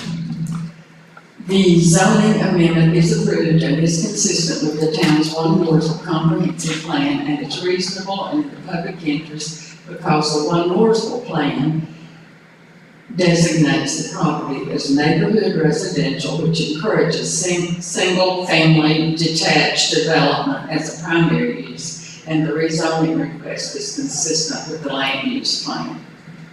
We definitely have the volume tonight.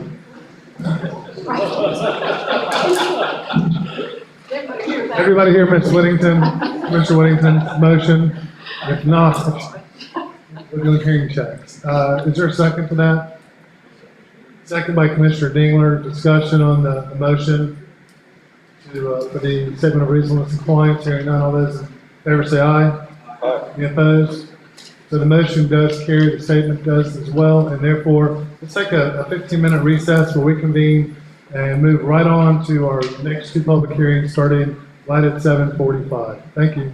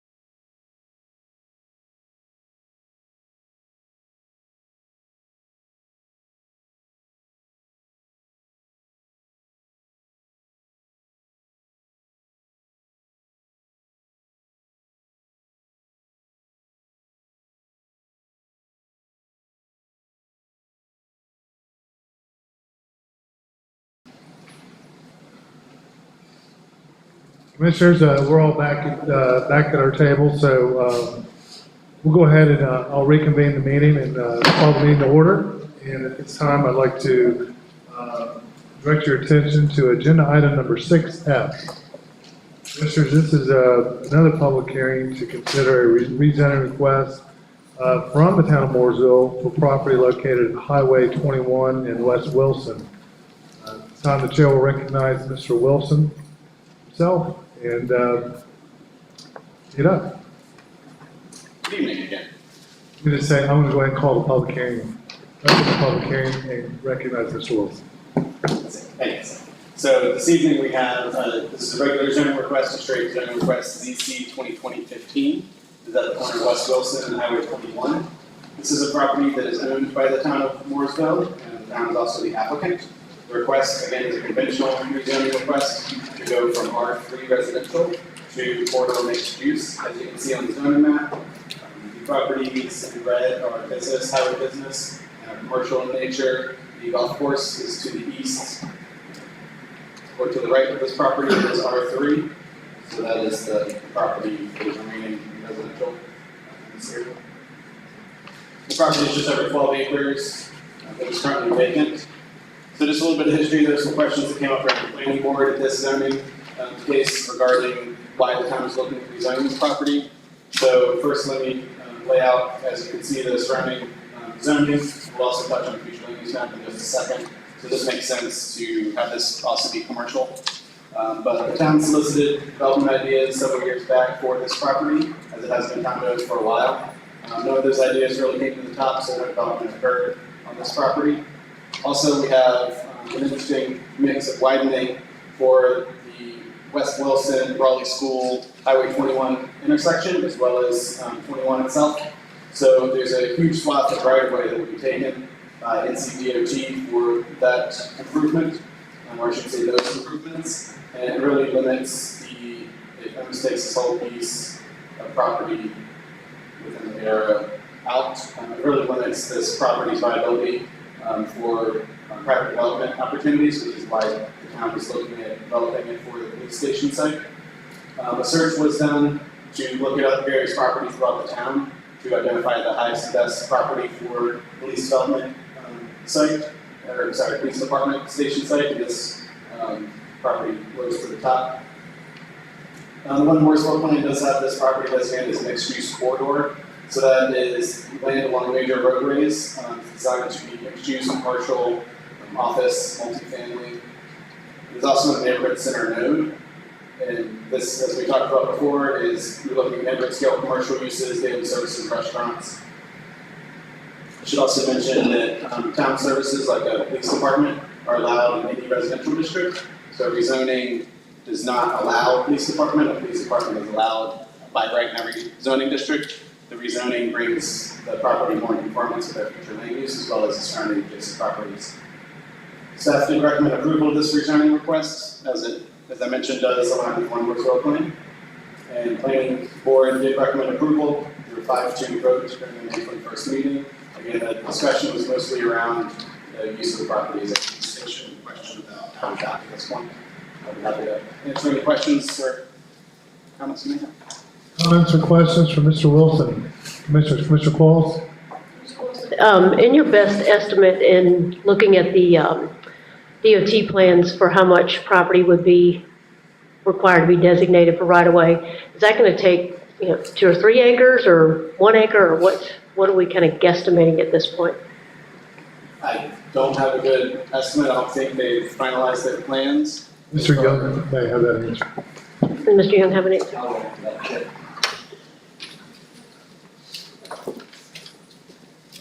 Houston, we lost our picture. Yeah.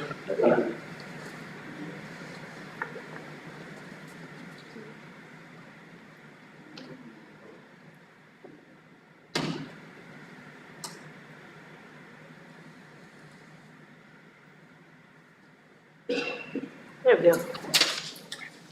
3.5 acres. Okay, so if we take 3.5 acres off of what we have, and it's 70% impervious, realistically, that lot would have left maybe 5 to 6 acres, roughly. The other challenge with what will be left and what the plan is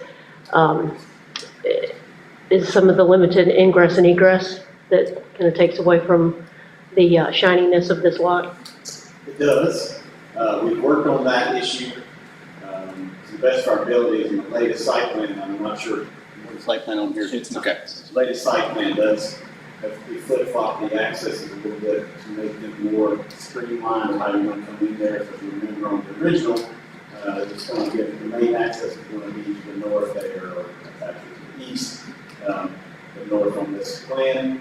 And we flip-flop those where you're actually going to see a little more access at this end, without becoming more of a, I don't think it's only for police officers on there, for most public. I think it's going to streamline the plan, it's going to streamline the way this whole thing laid out a little bit better.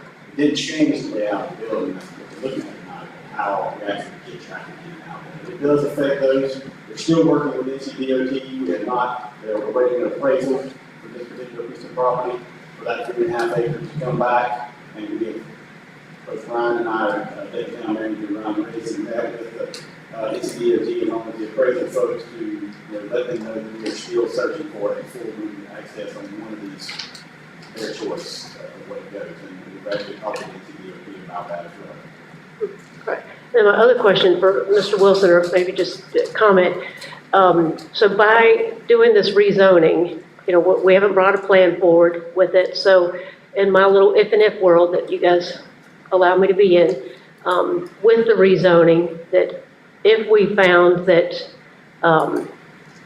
perhaps our goals of the police station there don't work, or somebody comes along and wants to just absolutely offer us an incredible multiple seven-figure amount for this lot, and we decide, we haven't committed to any plan for this lot. We're only asking to rezone it. So this rezoning would maybe perhaps allow someone else to, if we wanted to sell it, that rezoning would already be done and maybe a little more attractive, again, if we decided a different direction for the police station.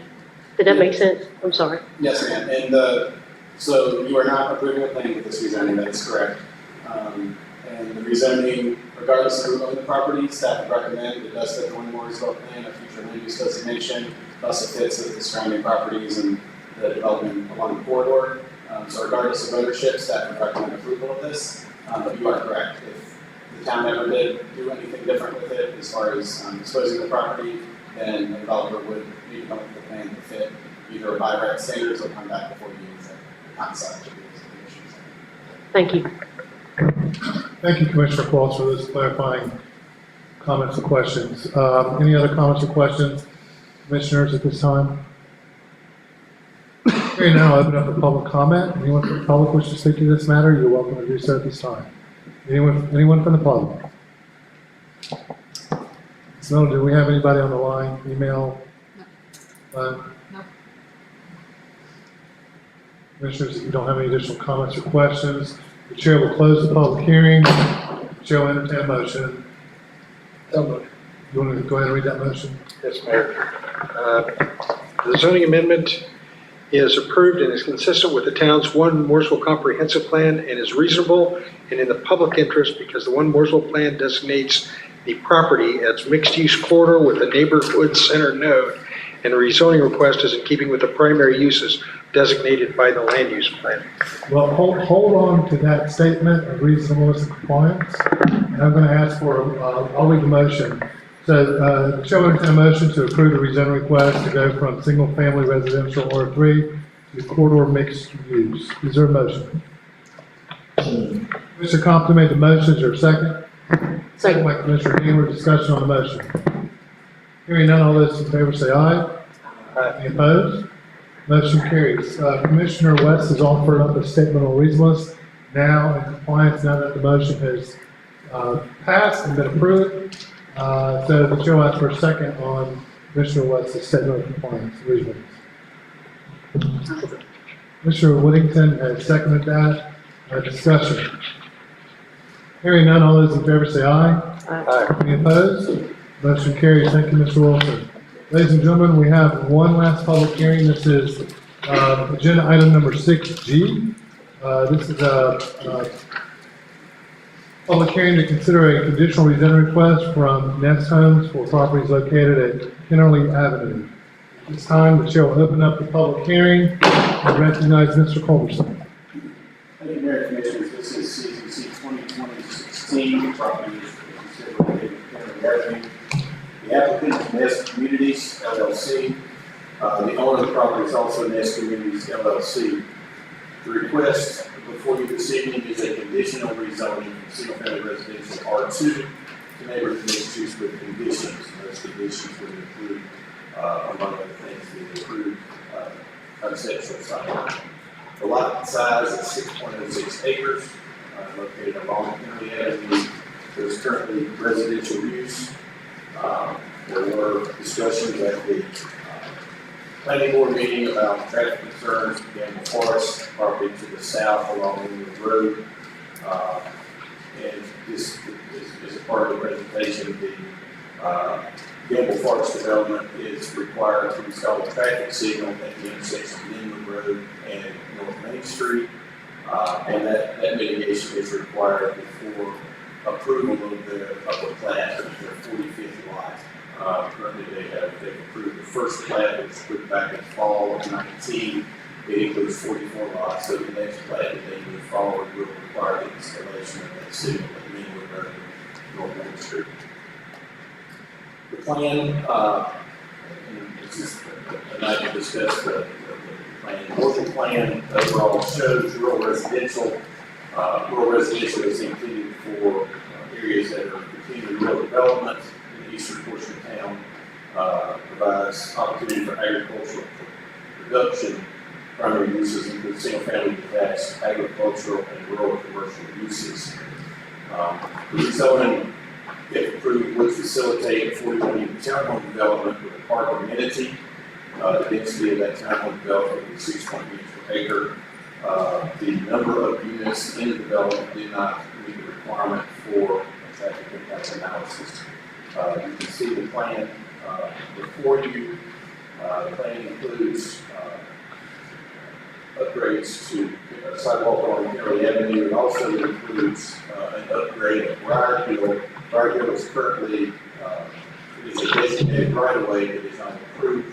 This development would also improve Briar Hill with through better sidewalk and pavement along the existing the limits of the property. All of the units do face the Briar Hill or Kennerly Avenue. They're all having access, and you can see that there's a central amenity located, private park, and there's also the tree safe area along the rear of the property. The plan does also account for those locations for the best management practices facility for stormwater control. This property is, as I said, noted in the rural residential. This plan does not meet the black and white intent of the homeowner's plan. Staff is recommending approval of this with conditions because the site is at the periphery of the district. You can see from the map that is on this slide, it is adjacent to highway business development. It is in close proximity to North Main Street, and in many cases, this development like this could create a buffer between commercial uses along Main Street and the existing residential uses that extend across the street and to the south. A survey of the area also indicates that there's neighborhood residential type development adjacent to, as we mentioned earlier, the Gamble Forest to the south. So the expansion of large areas is not as existent in this area as it is far west and south along into the industry area. The planning board at the May 21st hearing did recommend approval of this project. If it is the board's will to approve this request, staff recommends that the future land use plan be amended to designate this property as neighborhood residential. Mr. Mayor, with that, I'll take any questions that the board might have. Thank you, Mr. Culberson. Comments or questions from commissioners for Mr. Culberson? Hearing none from the board at this time, I'm going to invite the applicant forward.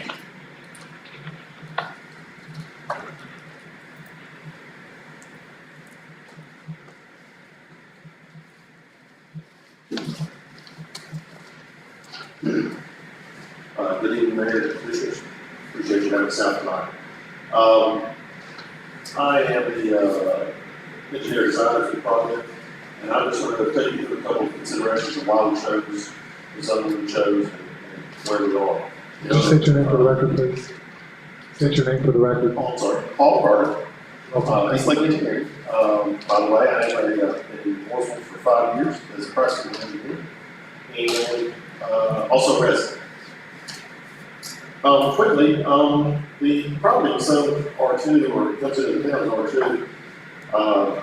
This property was platted actually back in 1927 as single-family residential. The property was never developed fully. Back in the looks like 50s and 60s, the roads at Briar Hill and Kimberly were introduced as dirt roads. The Kimberly Road was improved to pavement. The Briar Hill Road was never improved. Residents along there had a chance to do the improvements and decided not to for it to be a key informational thing. We chose the index simply because it allows us to take or use 25-foot or less than 25-foot widths on townhomes, which thus allows us to keep all homes along the road, existing roads, which minimizes city infrastructure and maximizes density. The density is not maxed out, which 60% of what index normally allows. The homes are alley fed. The setbacks were maxed out on the long run and Kennedy as it puts the homes as far away from there as we possibly thought we could do as townhomes. As Greg said, he did a great job in this project. We had 170% of trees stayed on here, so we're saving the back portion of the trees. And the Briar Hill improvements would be such that we're building an extra, or dedicating an extra 10 feet of right of way to the south to help eliminate or mitigate some of the loss of property for the folks along the north side, because the driveways are not in compliance with standard Mooresville County right now. So we're going to drop it width and allow those folks to have parking. We do develop Briar Hill Road with the sidewalk and Killer Road on the side as well for the sidewalk. Any questions? Comments or questions, Commissioner? Commissioner Compton? Thank you, Mayor. There's Briar Hill, it runs from Kinley, how far is it? Well, it used to run, back in 2015, it was undedicated. There was a road made over toward Eden Park, one of the roads that got added, I'll say 2015. And that was undedicated, even back on the homeowners that was. And then to the south and west is the industrial site. So it's not improved at this point. You won't go all the way through to Linwood Road? No, it's not. Ms. Crawford? Thank you, Mayor. Just for the record, is the applicant agreeable to the approved concept plan? Eric Wood, Nest Homes, LLC. Yes, we are. Is there anything else you wanted to review? Oh, I was just going to put on the existing Briar Hill Road to show an example of it right here. And kind of the only thing I'll add to that at this point in time. This is really about a commitment to diversification of workforce and affordable housing inside of Mooresville. There's very limited opportunities in the infield because of the way the zoning ordinance and the one Mooresville plan is written up. And this is about finding opportunities as a developer to do something we're very passionate about, and that is provide an infill opportunity for affordable housing. We don't expect these to be super high dollar units. Unfortunately, today's marketplace, that's going to be around $200,000 middle income workforce housing market that we're trying to approach here. We just don't have a lot of opportunities to do that in our market. So we have to come to you guys, find a conditional zoning use that works to help bring that to the marketplace. More than anything, in my mind too, it also creates and fixes that infrastructure on Briar Hill that was left undone. It helps to fix an area of town that is really difficult to improve and do so in a traditional single-family sense, just because of the way that the current infrastructure is in place. And we as developers will be in charge of fixing that infrastructure, curb gutters, water, sewer, the BMP requirements, all of those issues. So it really is an opportunity that we are super excited for, and we'll hopefully you'll take that into consideration. And that's the existing Briar Hill Road that we mentioned. Commissioners, any comments or questions? Commissioner Walls? Well, you just mentioned that you thought purchase price range was in the 200s. I know that's kind of a wide stretch. I'm gonna, if I assume something 200 to 225, is that fair to say? Frank, and it might not be as popular with everybody. I would love to be even less. I would love to tell you I can come in 175, 185. Truth of the market today, the truth of cost of construction, that's very difficult. So we're going to be as close to 210 as we absolutely can based on everything we have now. I don't expect us to go above 225, 230. This is really about finding what we think is a perfect niche inside of the market that is well underserved throughout the community. All right. So once you said that number, of course, the mortgage person that I am, I had to figure out what a payment was going to be.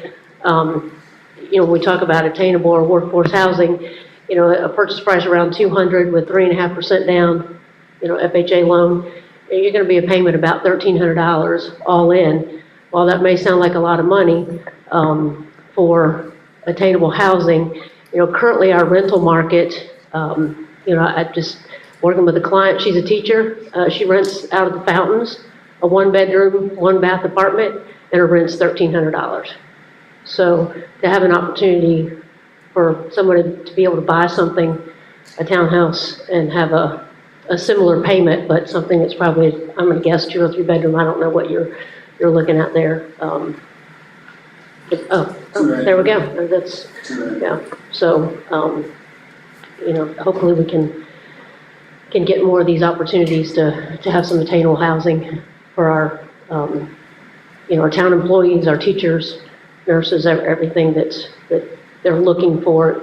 You just can't find something at 200 to 225 new in that price range in our town. Thank you, Commissioner Walls. Any other comments or questions from commissioners before we open for public comment? This time we're going to open up for public comment. Anyone who wishes to speak to this matter, you're welcome to do so at this time. It's a long walk up here. Sorry about that, but when you get here, just state your name for the record. You'll have 3 minutes to address the board. Make any comments, and then Ms. Miller's timer will go off. I'm not trying to be rude about that, but to make sure everybody has an opportunity to speak. Thank you. Hello, my name is Gary Hill. A few of you know me. Just going to make a few quick comments. One, this does not meet the one Mooresville plan that we keep hearing so much about. The other thing is, we're talking about improving Briarville. The people in Briarville, I think, had a chance to have that road improved a long time ago, they all said no. They could have changed their mind, I really don't know. The other thing was the sidewalk. He's going to put a few sidewalk, or a sidewalk down Kennedy Avenue, which is a state maintained road. Right now it's like a speedway. Traffic is in 33 houses behind it. Because we've got the wide, nice, smooth road that can fly down and poke through their neighborhood. Manholes still stuck up. And very narrow road. Now, 400, I think they said 50, I was told 475 by the state in their first plan. Lumber Forest. All that's coming down to Kennedy also. And this thing is asking for 41 more homes. I mean, when's enough enough? Briarville, as Mr. Compton said it right, it used to cut all the way to Windley, and then I think Joe Michael Circuits had it closed so they could keep the parking in behind it. That's what changed that. Also, when I grew up in that area, there used to be houses on that road all the way over to Windley. Most of them didn't have indoor plumbing. So what's there now is a big improvement over some things. I guess it all depends on the start. My biggest concern is the traffic. Like I said, I've either lived on the Kennedy or had family on the Kennedy my whole life, and that's 55 years. It's changed a lot. I know we expect some change, but if you look around that neighborhood, 41 townhomes does not fit. Sorry, it doesn't look right. I know the crews. I know we need affordable housing, maybe they redesign and figure out something else. Maybe they could build a little bit smaller homes. Also, don't forget Cedar Croft is supposed to be affordable housing. So there is affordable housing in that same neighborhood. And they keep talking about the sidewalks, if they went to Main Street, they're not gonna go anywhere else unless the town can widen the Main Street some way to get a sidewalk on the side of it. From say Linwood Road all the way to Music City Park, out on Main Street, there's nowhere to put a sidewalk. Whether there be one in there. There's not enough right of way. We've actually got more right of way on Kennedy, having a 60-foot right of way versus Main Street, that only has 50. So there's not enough room for the street, the ditch, and sidewalk. You can't have it all. That's my point. Thank you for your comment. Is there anyone else from the public that would wish to speak? This is matter, you're welcome to do so at this time.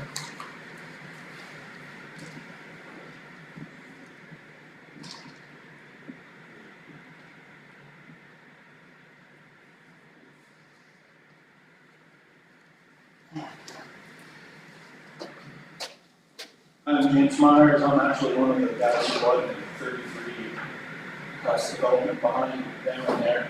I know this is tough to see, but that's technically with one car parked on it now. The townhouses now only have parking for 2 spaces, so if anybody comes over, it's gonna plug up the street.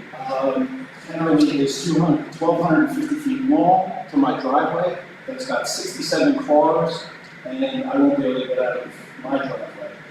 Maple Forest is 500 to 1,000 cars, or I get another 41 to 82 cars. The applicant says here that it was to make a more walkable neighborhood. Let's see, it's a mile to El Veracruz, a mile and a half to the start of downtown, 1.7 miles to Big Pines, and 1.8 miles to Echo Chop House. Nobody's walking to downtown. There are more people that definitely emailed and are opposed to this, so I just wish you to take our opinions into consideration. Thank you. Thank you for your comment. Is there anyone else from the public that would wish to speak at this time? You're certainly welcome to do so. Anyone else from the public?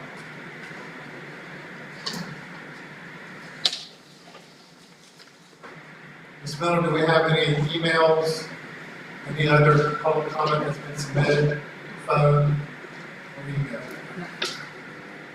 Hearing none, the chair will close the public comment portion of the public hearing and ask commissioners if you have any comments or questions for staff for the applicant at this time before I close the public hearing. Commissioner Houston. Greg, just going back to Linwood Road, saying when you think maybe that might be what phase y'all are, how far we have to go for maybe become to a settlement? Commissioner Houston, the mitigation agreement, the first plat that's been approved has got 44 lots. They are constructing houses on those lots. Before they can get another plat approved to sell any additional homes beyond those 44, the traffic light would need to be in place. So from a timing standpoint, I would say, it's all around how quickly they sell these first 44 homes. But we do have the ability to withhold the next plat until those light improvements are made. Commissioner Compton and Commissioner Dingley. Thank you, Mayor. Mr. Carlson, currently Briar Hill goes from Pine Street to Linwood Road. Then there's a gap. Then it's Kennerly, regular dead ends that we're just talking about. There's not many streets in this town, maybe I can't think of it right now, that has the same name as this big gap in between. So from a public safety standpoint, sometimes emergency vehicles or police departments think they're wrong area. So that's a problem. Then number 2 is something that the speaker spoke of and we were all aware of, is the homes at Gamble Forest using as a cut through, adding more traffic, more cars. And we mentioned the signal in Linwood, Maine, which is very much needed, but there's nothing at Maine and Kennerly, obviously. So it's just a concern with the Gamble Forest development and what's going to happen there. And in the break in the street, the Briar Hill Road is not connected. So that's a concern about that regarding this project. Thank you. Mr. Dingley. Is there What about the apartment on Kennedy? Is that something to be concerned about? I mean, it's, fire, I mean, it's, you guys are going to We have looked at it primarily as we stated, that for NCDOT road, there is an assessment will be done through the civil planning stage about the width of the road and things like that. It could be, depending on if there's not a fire requirement, if there's not a bill, we'd be looking to do 20 feet for the passage on the parking on the street. It could be conditioned to be good with the parking on one side or the other side if necessary. That is something that is being considered through what we consider through the civil plan for the replacement fire. Any other comments or questions from commissioners for the applicant or staff? Hearing none, the chair will close the public hearing. And the chair will entertain a motion to approve the conditional rezoning request for properties located on Kimberly Avenue. Is there a motion? Motion. Mr. Pauls has made a motion. Is there a second? It's in my ward, so I'll make it. Commissioner Whittington seconded that motion. Discussion.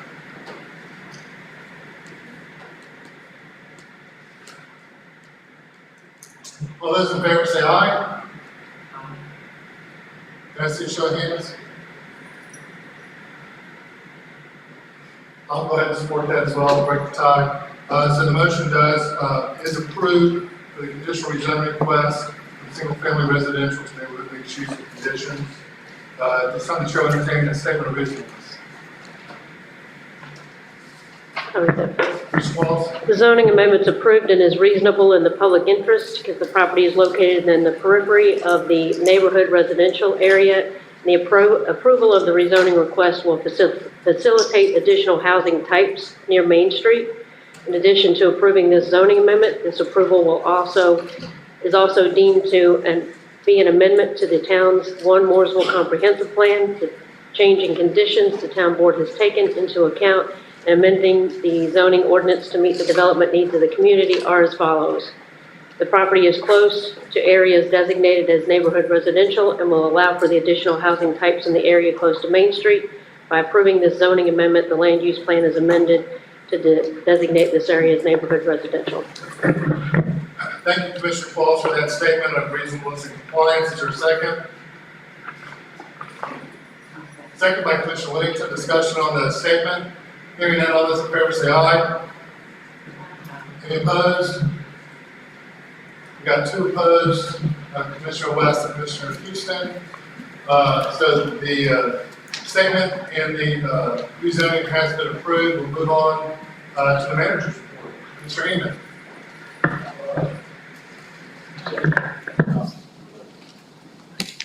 Mr. Mayor and Commissioners, I'd like to give you a brief report tonight. Just a little bit of an update on where we are with COVID-19 cases. You'll see the southern part of the county where we are. That's about 107 cases at the moment. It's interesting, Statesville area just to the north of us is catching up with that. We are still on a slight upward trend right now. Also like to point out that on Sunday, the governor wrote Executive Order 142. This does extend Section 1 of Executive Order 124. No residential or commercial evictions for late payment or non-payment of rent can be made due to COVID. That's effective until June 20th. No late fees and penalties may be assessed for non-payment of rent through June 20th. No utility cutoffs for non-payment.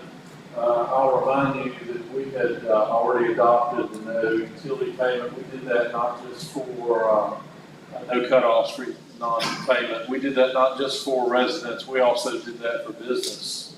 Just a reminder. And also payment schedules of up to 6 months for repayment of rent or utility payments. So those folks do have to eventually pay to get caught up. There will be no penalties. And that came into effect over the weekend. Quickly, May department updates. Our new engine 3, everybody loves the shiny fire truck, right, Chief? Right out there. He's out there, he's not seeing a picture of his shiny fire truck. So we're expecting that, June, July. We did have a severe storm, on the 24th, 17 calls within 4 hours. Power lines down, street flooding, and, everybody's aware of that. There were 12 overdoses reported in May. That is the largest single month that we've had in more than 5 years. You can also see MPD launched a web-based community crime map. If you've not seen that, so really detailed, really interesting. Shows crime data in real time to increase community awareness. And as of this report, we have vacancies for 18 full-time sworn positions and 3 telecommunicators. I will tell you though that today in orientation there were 4 folks in there, so we are filling those positions. Public Works repaired 60 feet of sidewalk on Chandler Drive. We repaired some catch basins on Franklin Grove, curb together on Royal, Coach, Riverburg Circle, and Broad Street. And we added 160 feet of sidewalk to Glenwood Cemetery. And despite the rain, we had 24 utility cuts, 18 road repairs, 10 potholes, and used 82 tons of asphalt. It's interesting when you look at where we are with sanitation. We always count the cans to see how many folks are coming in the town limit. You can see in May 2020 we had 44 new residents. One other thing I'd like to point out, we had a day, Ryan, was it 103 tons that we had. We typically will do 60, 70, and we had a day where we hit 103. Now, it was a day that it was wet, so everything that came in was wet, but still yet, we're still seeing a real outpouring of people cleaning up, and we're having a lot of debris. And I believe Ryan was saying that John Finan said that someday we'll start to see the effects of that when the arms on the trucks, same amount of cans, a lot heavier loads, and we will have some wear and tear on our trucks over time. We can expect that. We treated 197 billion gallons of water. Our contractor treated 24,000 feet of sewer lines that had some root problems. And we had fallen pre-treatment staff at the wastewater plant working with residents to help them manage the grease trap inspections and maintenance while they were closed to reduce capacity. Much like we did with the Main Street paving, trying to get it done. Our folks have been trying to get these things done in restaurants while they have time to do it before they reopen and get busy. Mooresville Golf Club.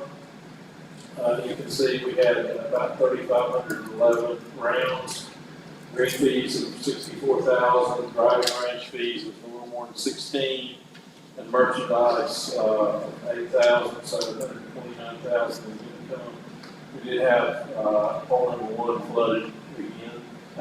Normally does when we get real heavy rain, but there was a picture I think in the paper I saw the other day.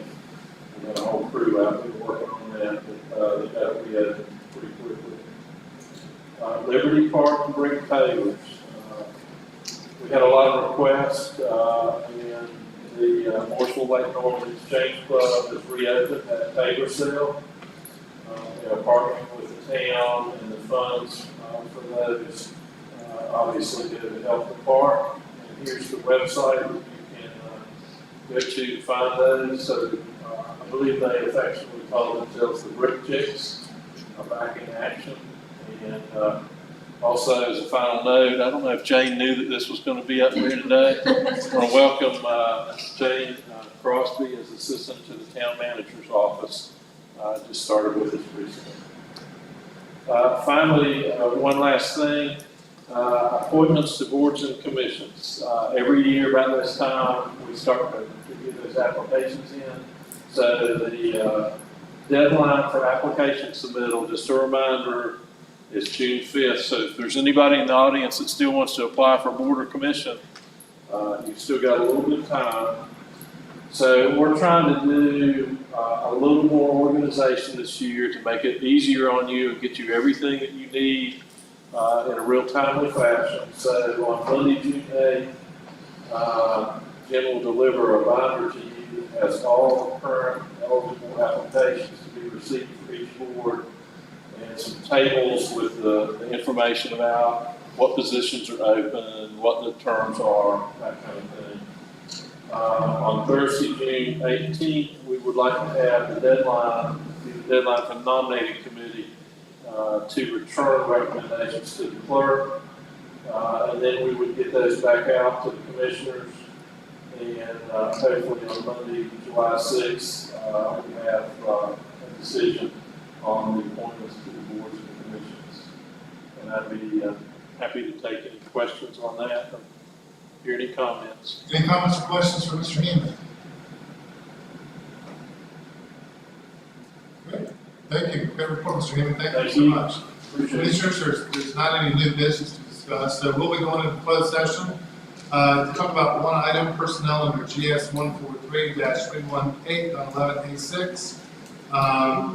We'll move into the room where we had dinner this evening. So with that, the chair will entertain a motion to go into closed session. Commissioner Compton made the motion. Is there a second?